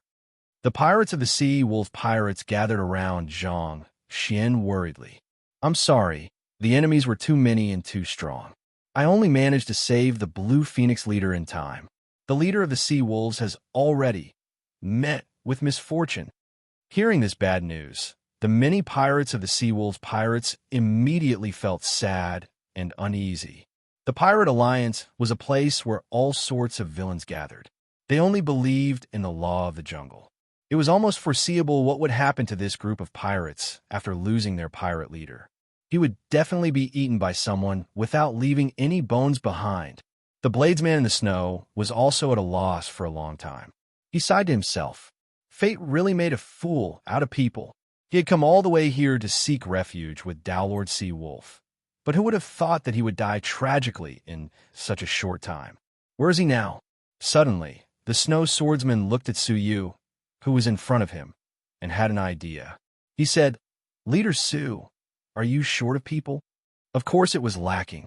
Suyu was now the leader of a group of pirates, but because he had been established in a hurry, he was the only leader, and there were no pirates. What does Brother Shuezhong mean? Suyu was a wise and far-sighted person, so he could immediately tell what he was thinking from the look in his eyes. However, he pretended not to know. The swordsman in the snow immediately knelt down on one knee and said, "We are willing to join Leader Su and obey Leader's orders." Many pirates who had lost their backbone followed suit. Not only was Suyu's ability outstanding, but he was also strong enough to intimidate a few elders. Moreover, he had recently extorted a large amount of wealth from the sixth peerless family, which was rich in resources. Joining him was more advantageous than staying with the Sea Wolves pirates. Suyu pretended to decline. "I was unable to save the leader of the Sea Wolves, and I am already at fault. If I accept you, it will inevitably attract criticism. I'm afraid this is not appropriate." How could the swordsman in the snow and the others allow Suyu to decline? He immediately said, "Leader Su, you barged into the enemy's camp alone and dealt with the many strong men of the first peerless family. Not only did you save us, but you also saved the leader of the Blue Phoenix pirates. You have done us a great service. So how can you say that you are at fault? Yes, Leader Su, you are our savior. We are willing to follow you from now on. What can outsiders say? Yes, Leader Su is righteous and benevolent. If anyone dares to criticize him, we will fight them to the death." So you had no choice but to say, "All right, since everyone says so, you can join my pirates from now on. I will take care of you on behalf of the leader of the Sea Wolves." In fact, Suyu had long planned to establish his own pirate group. He did not want to be Xie Xiaoya's puppet, although Xie Xiaoya might not dare to do anything to him. But some things were better handled by his own people. "Leader, what should we do with them?" The swordsman in the snow pointed to a group of people huddled in a corner. They were the Flower Lady of the First Dawn and the white-robed sword god from the third peerless family. When they were fleeing, they were in a panic and fled with the Pirate Alliance. Only when they were safe did they realize that they had been surrounded by a large group of pirates. Suyu thought for a moment, then looked at the Flower Lady of the First Dawn and the white-robed sword god. "How were you captured?" The Flower Lady of the First Dawn looked at Suyu cautiously and said, "When we were exploring a heart-shaped lake, we were captured by the men of the golden-eyed Lang Jun." The speaker was unintentional, but the listener was interested. A heart-shaped lake. One of the 6 great areas recorded in Dance's handbook was a heart-shaped lake.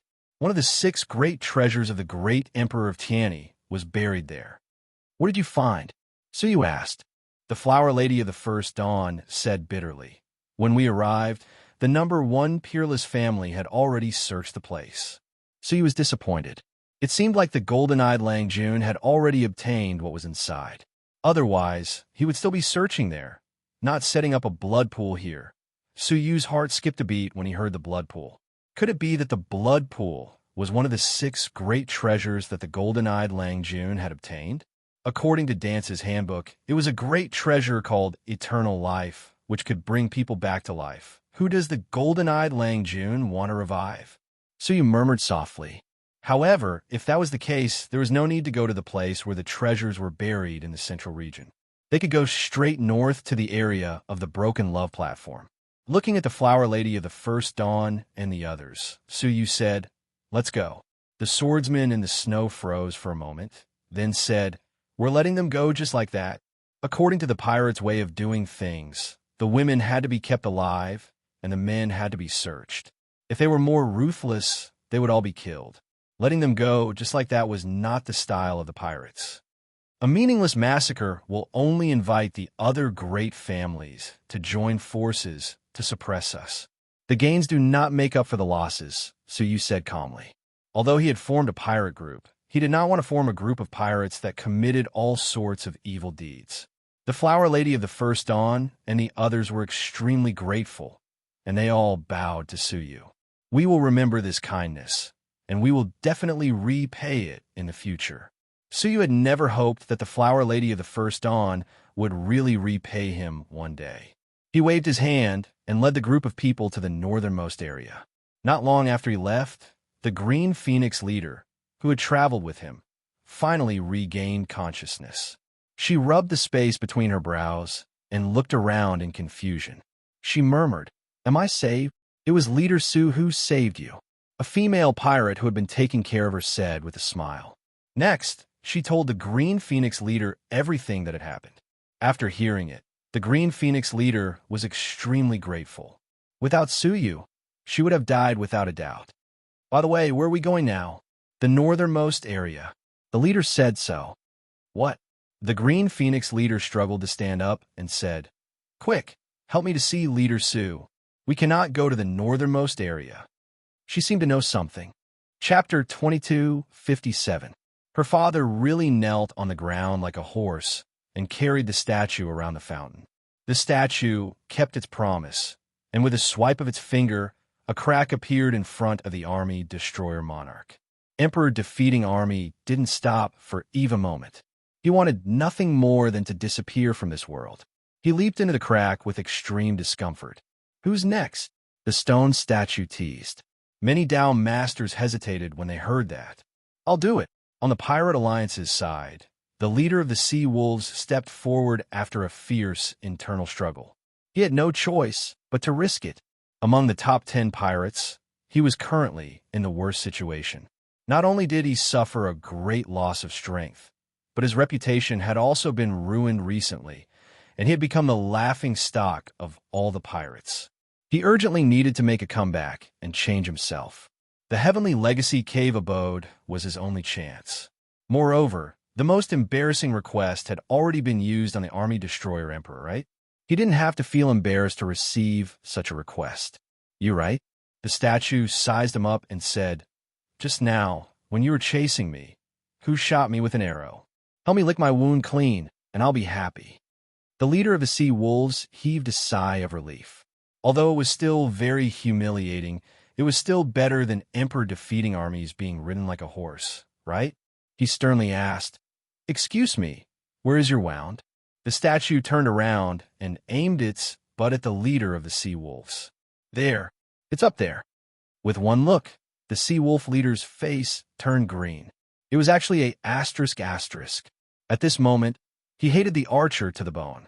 Who the hell could shoot so accurately? In the crowd, Su Yu sneezed. The person who shot the arrow was none other than Su Yu. Using the sky bow, he shot an arrow at the twisting rear of the statue. Who would have thought that the arrow would hit the center? "Hey, I've been sticking up for a long time. Are you going to lick me or not?" The stone statue turned its head in dissatisfaction. The Sea Wolf leader's face was ashen. He hesitated for a while before he moved his mouth closer with the determination of a warrior who would never return. However, just as he was about to kiss her, the Sea Wolf leader retracted his mouth. Then, He gritted his teeth and moved forward again. After a few moments of consideration and hesitation, he finally flicked his sleeves and left. You should find someone else. With that, he left with a face full of anger. In the end, he still couldn't bring himself to do it. The stone statue was so angry that it glared at him. What a waste of my time and energy. Next, hurry up. Everyone looked at each other with anger written all over their faces. Damn it, who could bear to eat it? Whoever inhaled it in public would not be able to survive in a 7-star civilization for the rest of their lives. The stone statues were so disgusting that they could drive people crazy. After waiting for a while and seeing that there was no one, the stone statue retracted its buttocks and said with a scowl, "You people, why don't you know how to cherish the weak? I'm injured, but you're dawdling when I ask you to heal me. You call that healing? To be honest, if it wasn't for the fact that the stone statue controlled everyone's access to the Heavenly Legacy Cave abode, he would have been beaten to death. Forget it, let's change the conditions. Whoever calls me Grandpa first can enter." As soon as he finished speaking, several people in the crowd immediately called him Grandpa. "Hey, my obedient grandchildren." The stone statue grinned and said, "Come here, you shout the fastest and loudest." He pointed a finger in front of one of them and let him pass through the crack. Following that, the stone statue made one extremely embarrassing request after another. For example, help him bathe, help him cut his nose hair, help him wash his feet, and so on. Everyone pinched their noses and completed the request with difficulty. Then they were transported into the Heavenly Legacy Cave abode one by one. Finally, it was the Pirate Alliance's turn.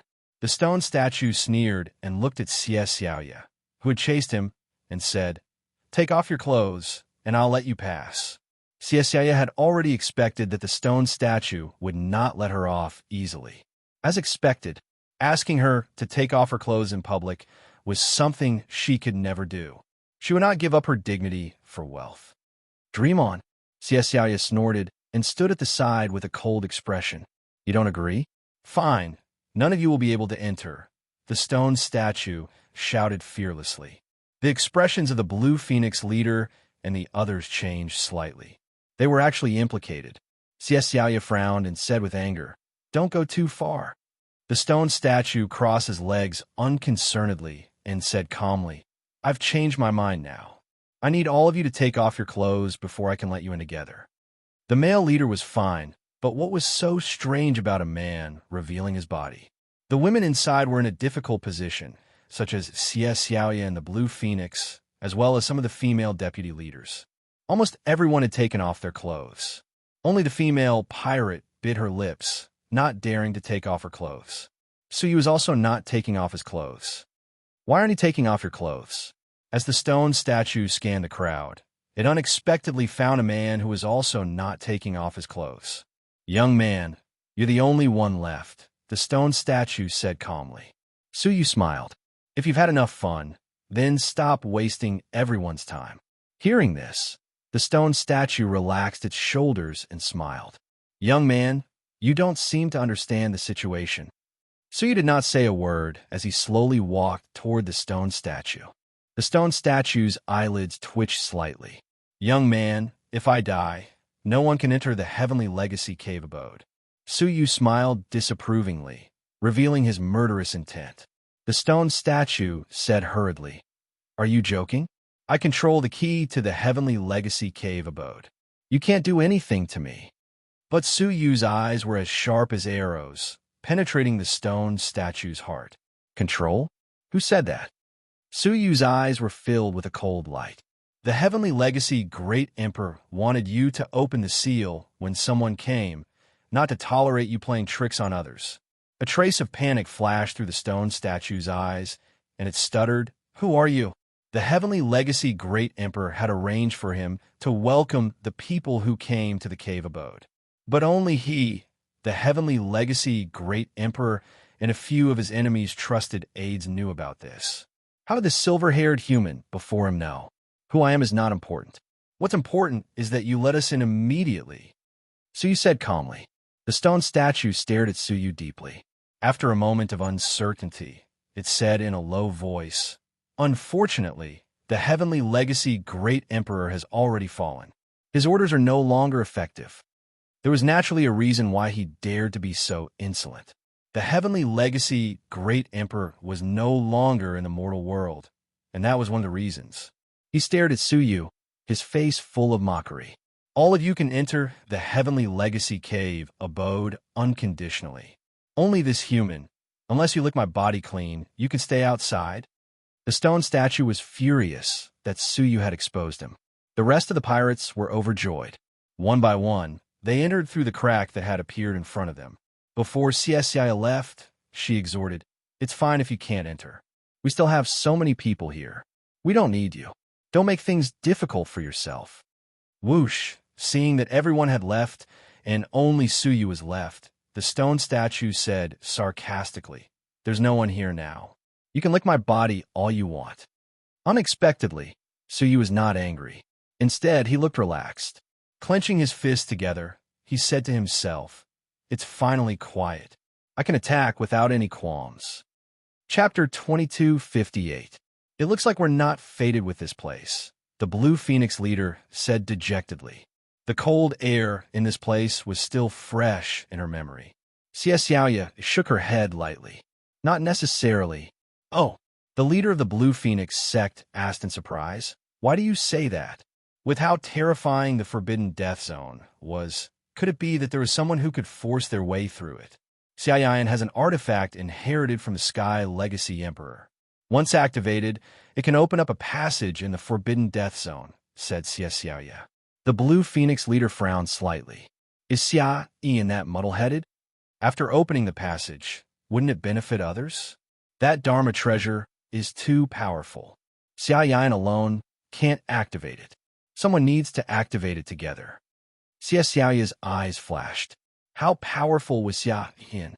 He couldn't even activate that magic treasure alone. However, it was precisely because of this that the magic treasure was able to open up a passageway in the terrifying Forbidden Death Zone. Who among us can match Xia Yan's strength? I don't think so, the Blue Phoenix leader said doubtfully. With Xia Yan's transcendent status, there was no one in the entire 7 ultimate civilizations who could rival him. It would not be easy to activate that magic treasure. Of course not, Xia Xiaoya said, but unfortunately, an expert from the Starfire civilization came. The Purple Flame Demoness. Her strength is comparable to Xia Yan. When Suyu, who was at the side, heard this, he was slightly surprised. The Starfire civilization was a powerful 7-star civilization. Their strength was no less than when the Heavenly Legacy civilization was at its most glorious. The Starfire civilization had 4 extremely powerful rulers, known as the Starfire 4 Devils. Each of the 4 Devils was an old monster that had lived for more than half an era. In fact, the first demon was from the same era as the Sky Legacy Great Emperor. His strength was no weaker than the Sky Legacy Emperor. The Purple Flame Demoness was one of them. She was only born a long time after the Sky Legacy Emperor had fallen. Through her continuous efforts, she eventually became the weakest of the 4 demons. However, his strength made everyone gasp in admiration. It was said that she had once single-handedly conquered the lords of civilization of dozens of 7-star civilizations without losing a single battle. In terms of battle achievements, even Xia Yan could not compare. How could Suyu not know about such a famous, strong martial artist? At this moment, Xia Xiaoya continued. Someone has already sent a message that the Purple Flame Demoness has appeared in the Heavenly Legacy Cave abode and is heading in our direction. If her target is also the last treasure ground, she will cooperate with Xia Yan to open a passage together. The passageway would open, but it was unknown how many people would be allowed in. Suyu's heart sank. Others might be able to enter, but it was impossible for him to be allowed to enter, right? Putting aside the fact that his previous hostage-taking operation had caused the 7 ultimate civilizations to lose face, just Xia Rukin's killing intent towards him alone would not allow him to enter. Furthermore, the more people that entered, the harder it would be to obtain the heavenly throne of the heavens and earth. It seemed like he had to go in alone as soon as possible. Leader Xiaoya, Leader Qinghuang, I will look around, Suyu said. Xiaoya knew that Suyu had not given up and was determined to get to the bottom of this. She nodded and said, "Be careful." Many people, like Suyu, had come here hoping to get lucky. It was the same for Xiaoya, so she did not notice Suyu's abnormality. Suyu circled around the forbidden death zone until he reached an angle with the least number of people. After confirming that there was no one around, he immediately weaved signs with his hands and muttered a very strange language. It was a simple spell to control the fairy frost moths, recorded in Pianxian's handwriting. As expected, as soon as the spell was recited, the fairy frost moths left and opened up a passageway that was only wide enough for one person. Suyu's figure flashed lightly, and he leaped into the passageway. Just as he was about to leave, he suddenly heard a soft sigh. "Mr. Su, you are really extraordinary. You do extraordinary things." "Who is it?" Suyu's heart skipped a beat, and he turned around abruptly. He found that it was Biyun Hongxian who had appeared behind him abruptly, staring at Suyu quietly. Suyu was surprised. When he opened the passageway, he had confirmed that there was no one nearby. How could Biyun Hongxian avoid his detection? Thinking that she was the daughter of the golden-eyed Lang Jun, Suyu did not find it strange. The star lady recruited by the golden-eyed Lang Jun had hidden herself so well. Was it strange that the Linshan Red Fairy had concealed herself as well? She must have cultivated some kind of concealment technique that could easily avoid detection. "So it's you." Suyu's eyes flickered. The passageway had been discovered by the Linshan Red Fairy. How should he deal with her? Should he silence her? Or, "I followed you to this remote place to talk about something important. I didn't expect to ruin your plan," the Linshan Red Fairy said apologetically. "I can enter with you." She dispelled Suyu's worries with her actions. Suyu thought that this woman was calm and composed. He nodded and said, "Don't make any noise. I will listen to your instructions, Mr. Su." The Linshan Red Fairy followed Suyu through the passageway and entered the forbidden death zone. Then, she quietly groped her way toward the snowy mountain. At that moment, outside the forbidden death zone, in the depths of the sky, a fireball was approaching rapidly like a falling sun. Even before it reached them, it had already created a terrifyingly high temperature that forced the half-path masters to flee. If they didn't flee now, they would be completely melted by the strange high temperature when the fireball arrived. The remaining Dao masters wore expressions of deep fear and respect as they stared unblinkingly at the giant fireball descending upon them. Puff! The fireball crashed onto the ground, and sparks flew everywhere. The three figures were especially clear against the sparks. They were the purple flame demoness, Zhan Wushuang, and the depressed Star Lady. "Oh, it's quite lively here." The purple flame demoness swayed her hips as she walked over. She didn't look at anyone else but Xia Yan, sizing him up. "It's rumored that there is a descendant of the great Emperor of Tianyi in the 7 ultimate civilizations who inherited his bloodline. It seems like you're the one." Xia Yan stood with his arms crossed and calmly said, "Why do you think I am?" The purple flame demoness covered her mouth and chuckled. "Who else but you could have such a similar appearance to the great Emperor of Tianyi?" It turned out that Xia Yan and the great Emperor of Tianyi looked similar. If Suyu were here, he might understand why Xia Yan looked so familiar to him. Xia Yan revealed a faint smile. "I am indeed Xia Yan, and I've been waiting for you for a long time." The purple flame demoness glanced at the forbidden death zone and smiled. "Frost fairy moth? It seems like we've come to the right place." The other places with treasures were not guarded by powerful creatures. This place was the only exception. "Are you waiting for me because you want to join forces with me to expel the frost fairy moths?" The purple flame demoness was slightly fearful of the frost fairy moths. It would be difficult for her to force her way through with such a large number of fairies. "Yes, I have a treasure. If you and I activate it together, we can open up a passageway leading inside. It can last for about 10 days. The purple flame demoness rolled her eyes. "Do we need you and me to maintain it for 10 days?" "Yes." Hearing that, many people's faces lit up with joy.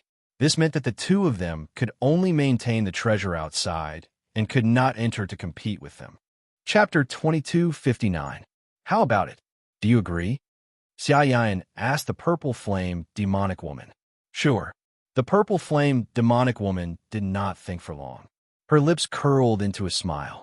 But I will only allow 2 people to enter, and you can only send the same number of people. Xia Yan looked at Zhang Wushuang and the Star Lady and said, Okay. He looked behind him and said, Father Rukin, you 2 go in. For people were allowed to enter. The others could only watch from the outside. Xuemeng Feiyu of the 6th Peerless family looked helpless. She had thought that obtaining the Tianyi Great Emperor's technique meant that she was fated to inherit the Tianyi Great Emperor's legacy. Who would have thought that she would not get anything from the moment she came to the Tianyi Cavern? This made Xuemeng Feiyu, who had always been proud of her great fortune, feel very defeated. Miezheng sighed deeply.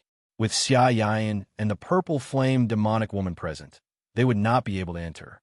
The snow mountain was so well protected that it was definitely not an ordinary object. It was even more important than the other 5 great treasures. However, it did not belong to them. Suddenly, Miezheng looked in the direction of the Pirate Alliance and raised his eyebrows. Where is Su Rishu? She was here just now, but now she was nowhere to be seen. Xuemeng Feiyu could not be bothered to look at him. She said, Who cares? Maybe he didn't get anything along the way and is looking for the treasure that everyone missed. Miezheng shook his head slightly. In his eyes, Suyu was a smart person. Moreover, he had obtained the Greedy Wolf King's Lucky Path Pearl. His luck was definitely not bad. Now that he was nowhere to be seen, Miezheng could not help but speculate. I hope he has gained something. After the Tianyi Cavern ends, I have a favor to ask of him. The more he gains, the more confident he will be, Miezheng murmured softly. The people from the other families and forces were all unwilling to accept this. Unsurprisingly, they were all forbidden from entering. Xia Xiaoye frowned deeply. She hated herself for being so weak that she could not compete with them.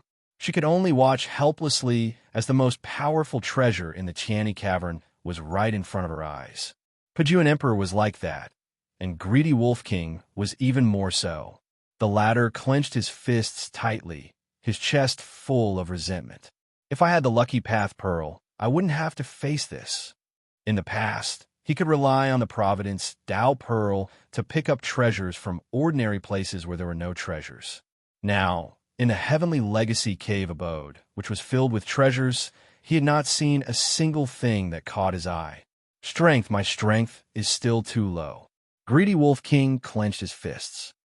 And the purple flame Demon's control over the 6th great treasure greatly motivated the surrounding martial artists to become stronger. However, at this moment, they could only watch. At this moment, Xiaoyan took out a cone-like magic treasure that was only the size of a palm. After blowing a mouthful of air on it, the cone rapidly expanded, becoming 10 feet tall and 100 feet long. Let's begin, Xia Yan said indifferently, imbuing thick Daelord's power inside. The cone suddenly spun on its own, and the sharp end kept extending forward. The frost immortal moths were crushed the moment they touched the spinning cone. They couldn't do any damage to the inside of the cone. Let's go in, said Xiaoyan. Xia Donglai, Xia Rukin, Zhan Wushuang, and Star Maiden immediately stepped into the Forbidden Death Zone. At the same time, after a long journey through the Forbidden Death Zone, Su Yu and Bai Yunhongxian finally arrived at the foot of the Snowy Mountain. The Snowy Mountain seemed to have a strange deterrent force. The rampaging frost immortal moths didn't dare to come any closer. Phew! Bai Yunhongxian heaved a sigh of relief. She seemed calm along the way, but she was actually quite scared. She looked up at the back of the figure in front of her and thought to herself, what a strange man. Every time they met, he would do something that surprised her. Even Xia didn't dare to trespass on the Snowy Mountain, but Su Yu was able to enter it as if no one was there. What do you want to say to me? Su Yu turned his head and met her snow-white eyes. Bai Yunhongxian avoided his gaze. She hadn't forgotten why she had followed Su Yu to this remote place. She said, it's nothing. I just want to convey my father's words. It had finally come. The golden-eyed Lang Jun had made Su Yu a spy in the Pirate Alliance, hoping that he could influence the Pirate Alliance's decision. Speak, Su Yu said. He now had some influence in the Pirate Alliance. Bai Yun Hongxian said, "My father hopes that you can mobilize the Pirate Alliance to steal something." "What?" "The divine throne of heaven and earth." Su Yu's heart sank. The golden-eyed Longjuan's goal was indeed this thing. His mind was racing, and after a moment of silence, he slowly nodded. "I'll find a way to convince them." He could have imitated the Emperor Killer Sword and used it up before giving it away. "Why aren't you surprised at all?" Bai Yun Hongxian asked suspiciously. "Or, did you already predict my father's intentions?" Su Yu said calmly, "Don't you think you're asking too much?" Bai Yun Hongxian realized that she had probed too deeply into Su Yu's background. She hurriedly said, "I'm sorry." Su Yu nodded slowly and stepped onto the snowy mountain. As soon as he stepped on it, he felt a bone-chilling coldness. Even with his current physique, he could still feel the bone-chilling coldness of the snowy mountain. If an ordinary pathmaster were to step on it, he would probably be frozen to death immediately. He looked back at Bai Yun Hongxian and was slightly surprised to find that she was standing on the snowy mountain unscathed. She even smiled at him. "Is there a problem?" "No," Su Yu said calmly. She was able to follow him without a sound, and she could even ignore the cold ice. The golden-eyed Longjuan's daughter was really extraordinary. The two of them continued up. The higher they went, the more shocking the coldness under their feet became. He tried to fly, but found that as soon as he released his power, he was immediately frozen. Even the law of space was frozen by the shocking cold, making it impossible for him to teleport. He had no choice but to go up one step at a time.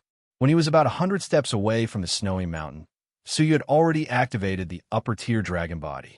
Even so, he was shivering from the cold, and it was difficult for him to move. Bai Yun Hongxian, who had been walking on flat ground before, also hugged her body with her arms, having reached her limit. The remaining 100 steps seemed close at hand, but in fact, it was unreachable. "Su Rushu, let's give up. If the mountainside is like this, then the coldness at the top of the mountain must be unimaginably strong. If we go up, we'll definitely die." Bai Yun Hongxian's face was pale from the cold, and she was trembling. Give up? Did he have the strength to give up? To cultivate the 8 great laws at the same time, to turn them all into the domain in a short period of time, apart from the divine throne of heaven and earth, what other shortcut could there be? "I don't want to give up until the last moment." Su Yu clenched his teeth and took another step forward. He wanted strength, absolute strength. If he had absolute strength, how could Qin Xiener's memory have been taken away by the heavenly law? If he had absolute strength, why would Yun Yazi need to block the fatal sword for Su Yu? Charge! Su Yu's heart was as firm as iron. His body, which had been frozen stiff, suddenly had the strength to rush up dozens of steps. Moreover, he did not stop. Bai Yun Hongxian, who was behind him, was shocked. Su Yu had just taken dozens of quick steps, and each step left a glaring, bloody footprint on the ground. The coldness here was too shocking. If one's feet stopped for even a moment, they would immediately be frozen together with the snowy mountain under their feet. Under normal circumstances, by using the power of desolation to dissolve the coldness at the soles of the feet, one could take a step forward with difficulty. However, Su Yu directly abandoned the skin and flesh at the soles of his feet and forcibly climbed up. Therefore, with every step he took, a layer of flesh was torn off. Then, midway, he used his strong vitality to restore his body. This repeated over and over again. His body seemed fine, but the pain came again, and it was excruciating. Her eyes flickered with shock, and she suddenly felt that Su Yu's figure was extraordinarily tall. What kind of determination made him want to obtain the divine throne of heaven and earth at all costs? Was it because of her father's order? Obviously not. She silently watched Su Yu as he stepped up to the peak of the snowy mountain. Along the way, he left a glaring trail of red. Standing at the peak of the snowy mountain, Su Yu completely forgot the pain in his feet. He looked at the object in front of him, and his heart was slightly excited. At the peak of the snowy mountain, a throne covered in ice, which had stood there for a short period of time, was reflected in his eyes. The throne was exquisitely carved, and the sun, moon, and stars were suspended around it. On the left side of the armrest was a dragon, and on the right side was a phoenix. The back of the armrest was formed by a hazy brilliance that looked like a galaxy. At first glance, it was as magnificent as a dream. At the same time, a threatening aura of an emperor rushed towards him. The divine throne of heaven and earth. We have finally met. So you walked forward with difficulty. With just one step, half of his body was completely frozen, rendering him unable to move. Break! Su Yu's remaining right side of his body shook violently, abandoning the frozen half of his body. In an instant, blood was dripping, sprinkling across the snowy sky. However, it was immediately frozen again. With only half of his body left, Su Yu's eyes were terrifyingly firm. Life law. The left side of his body was immediately restored. However, the right side of his body was frozen again. Without hesitation, Su Yu struggled with the left side of his body, abandoning the right side. He repeatedly endured the extreme pain of his body being torn apart again and again as he walked step by step towards the divine throne of heaven and earth. The closer he got to the throne, the stronger the chill. When he reached the throne, his whole body was frozen from the inside out by the chill. Su Yu bent his knees with difficulty and slowly sat down. However, as soon as he touched the divine throne of heaven and earth, an extremely angry will of resistance came from the throne. Just like the Emperor Killer Sword, it had its own spiritual intelligence and would choose a suitable master for itself. If others forcibly occupied it, there would only be one result: death. Boom! A destructive force rushed out from the throne, instantly turning Su Yu into ice shards. Resurrection. Su Yu's voice came from the ice shards. The fragments gathered again and became Su Yu. When have I, Su Yu, ever admitted defeat in my life? Su Yu sat down again. As long as he wanted to sit on something, even if it was the heavenly law, he would sit on it. Boom! A contemptuous will came from the divine throne of heaven and earth, and another wave of destructive force rushed out. Undying domain. He activated the power of the divine nine-dragon cauldron, forming an immortal domain with himself as the center. Within the time it took to drink a cup of tea, no harm could kill him. Bang! The power of the divine throne of heaven and earth was a destructive force that could kill all path masters below the Tianyi Great Emperor.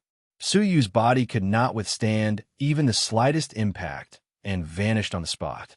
However, under the undying domain, his body was restored. Chapter 2260. Even though Su Yu had experienced countless painful tempering, he could not help but let out a miserable groan. His reformed body could not help but tremble slightly. I can't admit defeat. The scene of Xian, Er's memories being stolen, and the sorrow of Yun Yazi blocking the sword for her replayed in her mind. She gritted her teeth, endured the pain, and leaned against the magnificent starry river on the back. Suddenly, thousands of lights flashed in Su Yu's mind at the same time, piercing the chaos in his mind. Many things that he was confused about were instantly understood. His space law emerged involuntarily, and a small wine-red dragon excitedly circled around Su Yu's body. In just a short moment, Su Yu seemed to understand the difficulties that he had not understood for decades. A virtual image of scene shrouded the wine-red dragon. This was a sign that the space domain was beginning to take shape. The rumors of the divine throne of heaven and earth were true. However, good times did not last long. Su Yu's absorption of the divine throne of heaven and earth seemed to have angered the consciousness of the divine throne of heaven and earth. A destructive force that was twice as powerful as the previous one instantly destroyed Su Yu again. However, relying on the immortal domain, Su Yu reformed his body. Endless pain lingered in his soul, making it impossible for him to be distracted by comprehension. However, with extremely firm faith, Su Yu suppressed the pain and divided 1/10 of his consciousness to continue to absorb the comprehension of the divine throne of heaven and earth. Boom! In exchange, the divine throne of heaven and earth became even more furious. Once, twice, thrice, Su Yu had forgotten how many times he had died. Each time, Before the pain had dissipated, the pain of being smashed into pieces struck him again. In the eternal pain, Suyu held on for a cup of tea's time. At the moment when the death domain dissipated, the divine throne of heaven and earth once again rushed out with 10 times the original destructive force. One could feel the anger of the divine throne of heaven and earth. However, Suyu's domain of the space law was at the final moment. In another half a cup of tea's time, he should be able to succeed. If he gave up now, he would fail on the verge of success. Destiny appear. At the critical moment, Suyu shouted, and a cloud of destiny appeared above his head. That cloud of air vaguely had the shadow of the divine throne of heaven and earth. This was the Emperor's four-piece set of destiny that the divine Emperor of heaven and earth had given to Suyu at the request of Yunyazi. Although he couldn't conquer the Emperor's four-piece set, he could more or less have some luck with it. Sure enough, after this ball of providence appeared, the consciousness of the heavenly God of heaven and earth seemed to fall into a daze and stopped attacking. Suyu, on the other hand, seized the precious opportunity to absorb and comprehend it crazily. He only left a portion of his consciousness to guard against the heavenly divine throne of heaven and earth. The remaining 90% of his consciousness was immersed in comprehension. In this way, the speed of a domain esper was greatly accelerated. But as time passed, the consciousness of the heavenly divine throne of heaven and earth seemed to gradually realize that the providence was not the providence that had conquered him. The great divine throne of heaven and earth trembled violently before it erupted with an extremely terrifying power of destruction. At this moment, Suyu had successfully turned the law of space into a domain. Space domain. With Suyu as the center, the space within 100 feet radius suddenly distorted. It was like a reflection in the water blown by the wind. The power of destruction that erupted from the great divine throne of heaven and earth was distorted as it brushed past Suyu. Seizing the opportunity, Suyu leaped away to avoid the fatal blow. The initial formation of the space domain was indeed astonishing. Ordinary attacks might not be able to do anything to him. The only drawback was that the great divine throne of heaven and earth did not recognize him, and he could not continue to turn the other 7 laws into the domain. I'll bring you back and slowly use it. Suyu snorted softly. At worst, he would just have to work harder and use the death domain once a day to forcibly absorb the insights of the great divine throne of heaven and earth. No matter what, he had to turn all the laws into the domain. As if sensing danger, the great divine throne of heaven and earth suddenly trembled, shaking off the ice all over its body, and then flew towards the foot of the snowy mountain. Suyu tapped his toes, ignoring the cold that invaded his body, and immediately chased after it. When he reached the edge of the mountain, the great divine throne of heaven and earth had already flown to the mountainside. Watching it fly further and further away, Suyu grabbed the 9-jade spiritual pearl and grabbed a handful of world destruction dust. Each grain of world destruction dust had a terrifying weight that could crush a 5-star civilization, let alone a handful. With a wave of his palm, the sand fell on the great divine throne of heaven and earth. Boom!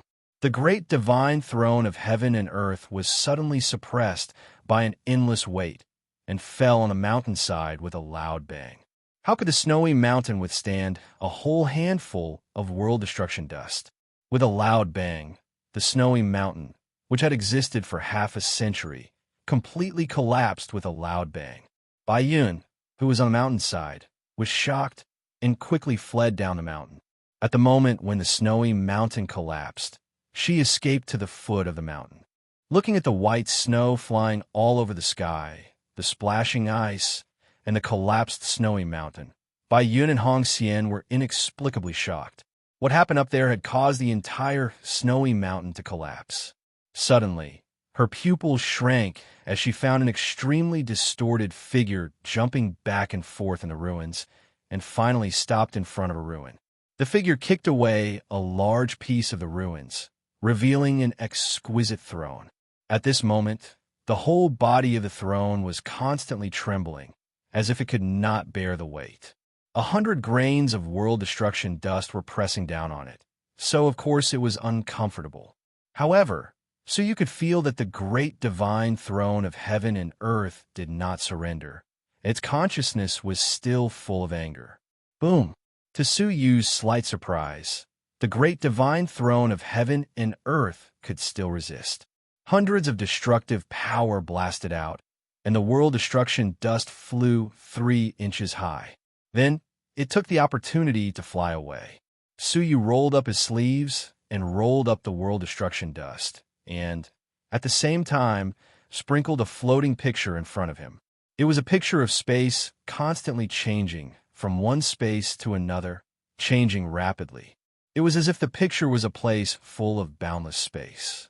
This was the space domain. After shrouding the great divine throne of heaven and earth, the great divine throne of heaven and earth seemed to be trapped in a maze. It seemed to be constantly flying forward, but in fact, it was constantly spinning in place. Su Yu breathed a sigh of relief and walked over quickly, preparing to apply a seal to seal the great divine throne of heaven and earth. Unexpectedly, the earth was full of lotus flowers without warning. Hundreds of lotus flowers, like moths, flew into the space domain, corroding it into small holes the size of a needle's eye. Once there was a flaw in the domain, it was like an ant's hole in a dam of 1,000 miles. The great divine throne of heaven and earth immediately found a weak point and instantly erupted the destructive power, blasting a gap in the domain, and took the opportunity to jump out of the domain. Su Yu's eyes narrowed. Who else could summon lotus flowers to fight against the enemy except for Star Maiden? The great divine throne of heaven and earth is not something you deserve. Star Maiden's cold voice came from the horizon. Her tone did not conceal her hatred for Su Yu. Su Yu's face fell, and he immediately chased after the great divine throne of heaven and earth, which was gradually flying away. However, as soon as he moved, lotus flowers appeared under his feet. So he was slightly angry.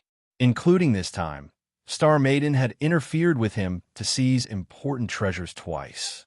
I will only warn you once. Don't force me. Su Yu's voice was full of the space domain. Although he was very far away from Star Maiden, it was as if he was speaking in her ear. At the same time, wherever his voice passed, the lotus flowers on the ground were all twisted into powder by the fragmented space. Star Maiden, who was rushing over, narrowed her eyes and said in a low voice, "He has succeeded in transforming the rules into the domain. Moreover, it is the space domain." Zhan Wushuang, who was beside her, raised his eyebrows slightly. "What is it? What do you want to say?" Star Maiden asked when she saw Zhan Wushuang's strange expression. Zhan Wushuang had a complicated look in his eyes as he said, "I also know a person who is proficient in the rules of space. However, he should be in a very distant 3-star civilization, at least 1,000 years away from here." Star Maiden did not think much of it. Comprehending the rules of space is indeed a genius, but achieving the domain is the real deal. Occasionally, there were people who comprehended the rules of space by accident in the world, but if they did not achieve the domain, it was nothing. There were very few people like Su Yu who could achieve the space domain. Zhan Wushuang was deeply convinced. In his heart, Su Yu was still in a 3-star civilization as the Bai West sect master. How could he know how big the world was? Su Yu and I are already at 2 different levels. I don't think we will cross paths again in this life, Zhan Wushuang thought to himself. One was in a 3-star civilization, and the other was about to become a pathmaster. They were like 2 straight lines that would never cross paths again. Let's go after him. Both the purple flame demonic woman and the golden-eyed gentleman need the divine throne of heaven and earth. Once we get it, let them fight to the death, and we can take the opportunity to get rid of their control, Star Maiden said. Zhan Wushuang was slightly doubtful.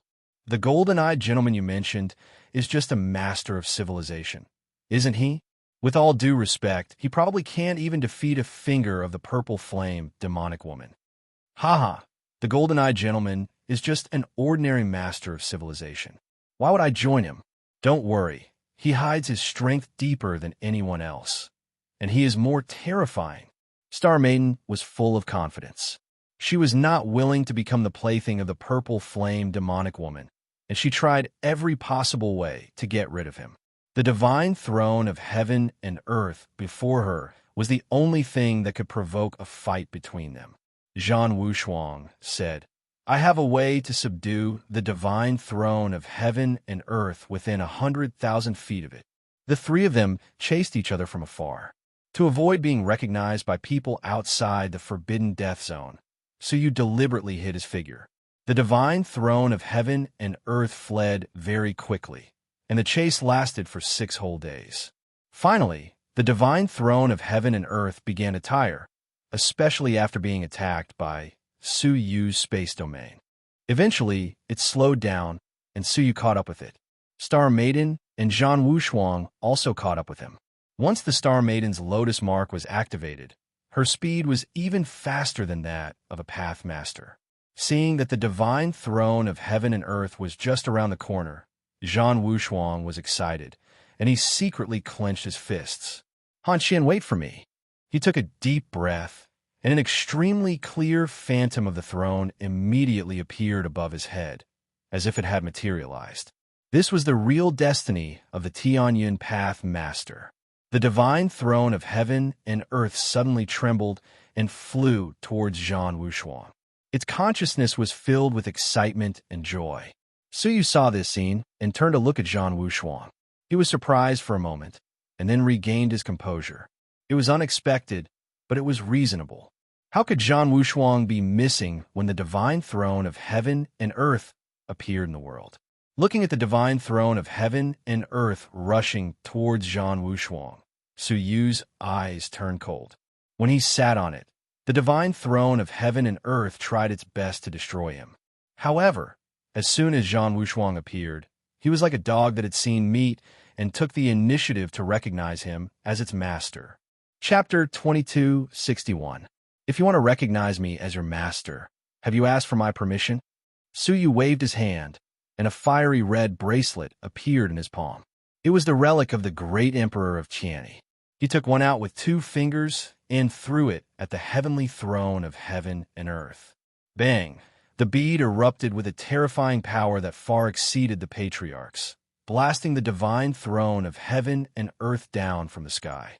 The throne, which was originally surrounded by fluorescent light, was now much dimmer. The entire throne was trembling. In the distance, Star Maiden and Zhan Wushuang couldn't help but glare angrily. What the hell? That was the heaven and earth divine throne. It was used to sit, not to fight. However, Suyu did not stop. Then, a space domain trapped him in place, rendering him unable to move. At the same time, he took out the sinful sword and chased after him. Seeing this, Star Maiden was anxious and angry. "So, if you can't get it, don't you want others to get it?" She formed a seal with her 2 fingers, and countless lotus flowers immediately spread out from the ground. They rushed forward and corroded a small hole in the space domain. Only then could the heavenly throne of heaven and earth shatter the domain and seize the opportunity to escape. However, Suyu had already caught up with him. Zhaoxi, the most powerful sword, coupled with the incomparably sharp, sinful sword, stabbed into the armrest of the throne.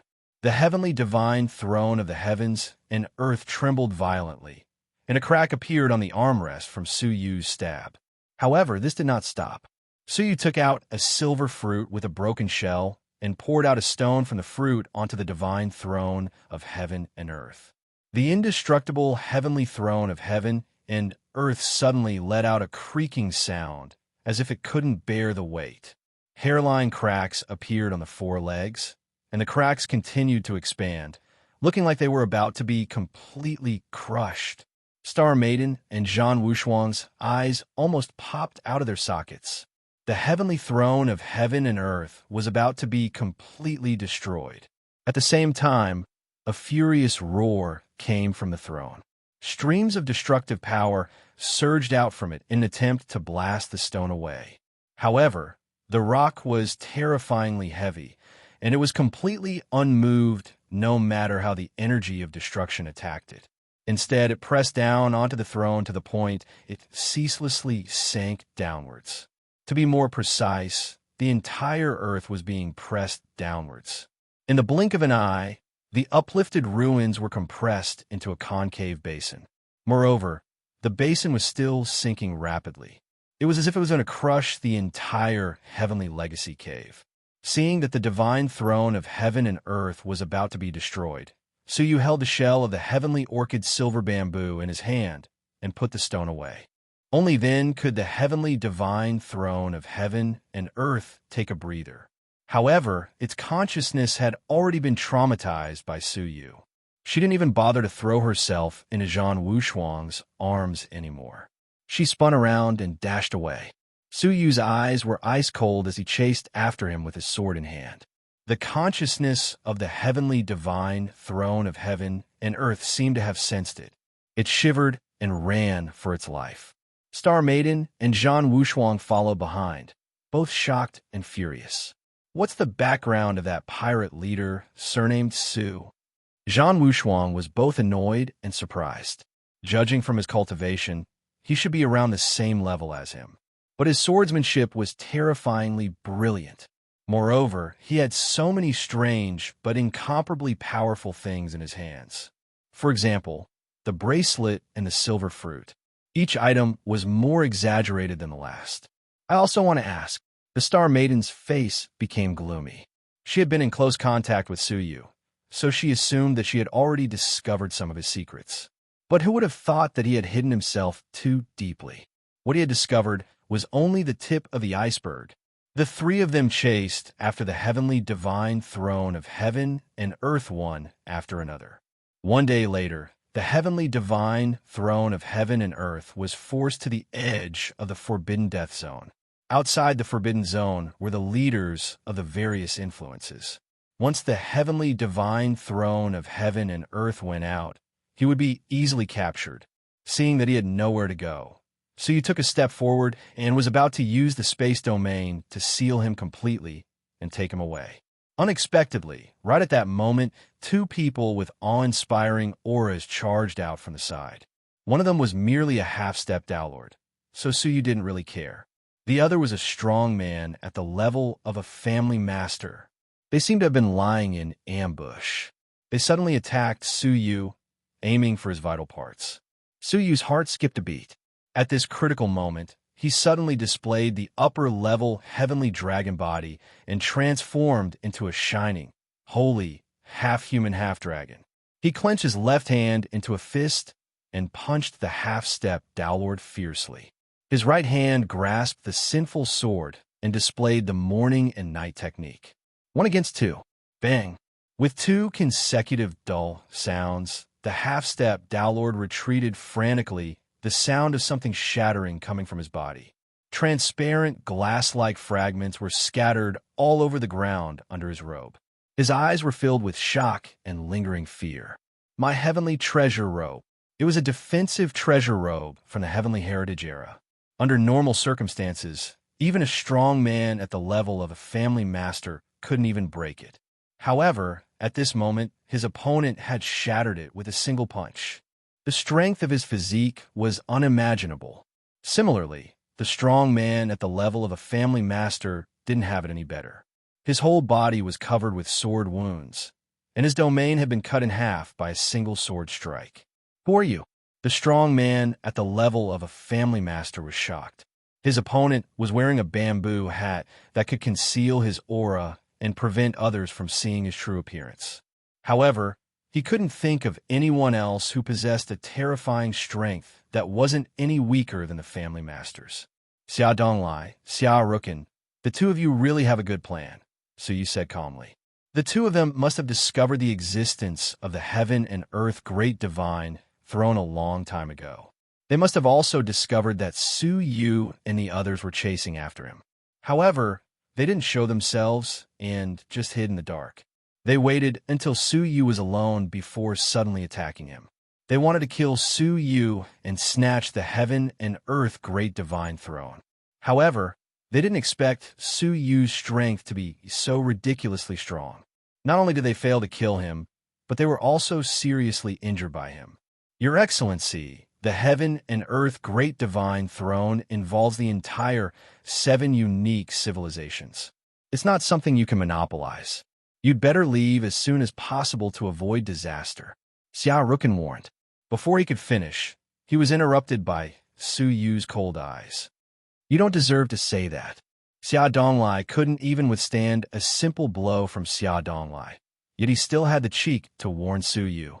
Was he feeling too good about himself, or had he been conceited for too long? Xia Rukin had always been proud and arrogant. He considered himself the number 1 person among the younger generation of the 7 unique civilizations. Chin'er, he's right. Don't say meaningless things, Xia Donglai said calmly, stopping Xia Rukin from speaking. If the other party was angered and insisted on killing Xia Rukin, Xia Donglai might not be able to stop him. Xia Donglai looked at Su Yu and said, Your Excellency, how about we make a deal? Give the heaven and earth great divine throne to the 7th peerless family, and you can ask for anything you want. If he couldn't kill Su Yu, he would make a deal in exchange. Hearing this, Su Yu gently shook his head. Are you grandfather and grandson all equally arrogant? Is the 7th peerless family worth more than an armrest of the heaven and earth great divine throne? What are you going to give me in exchange? Su Yu had no interest in talking to them.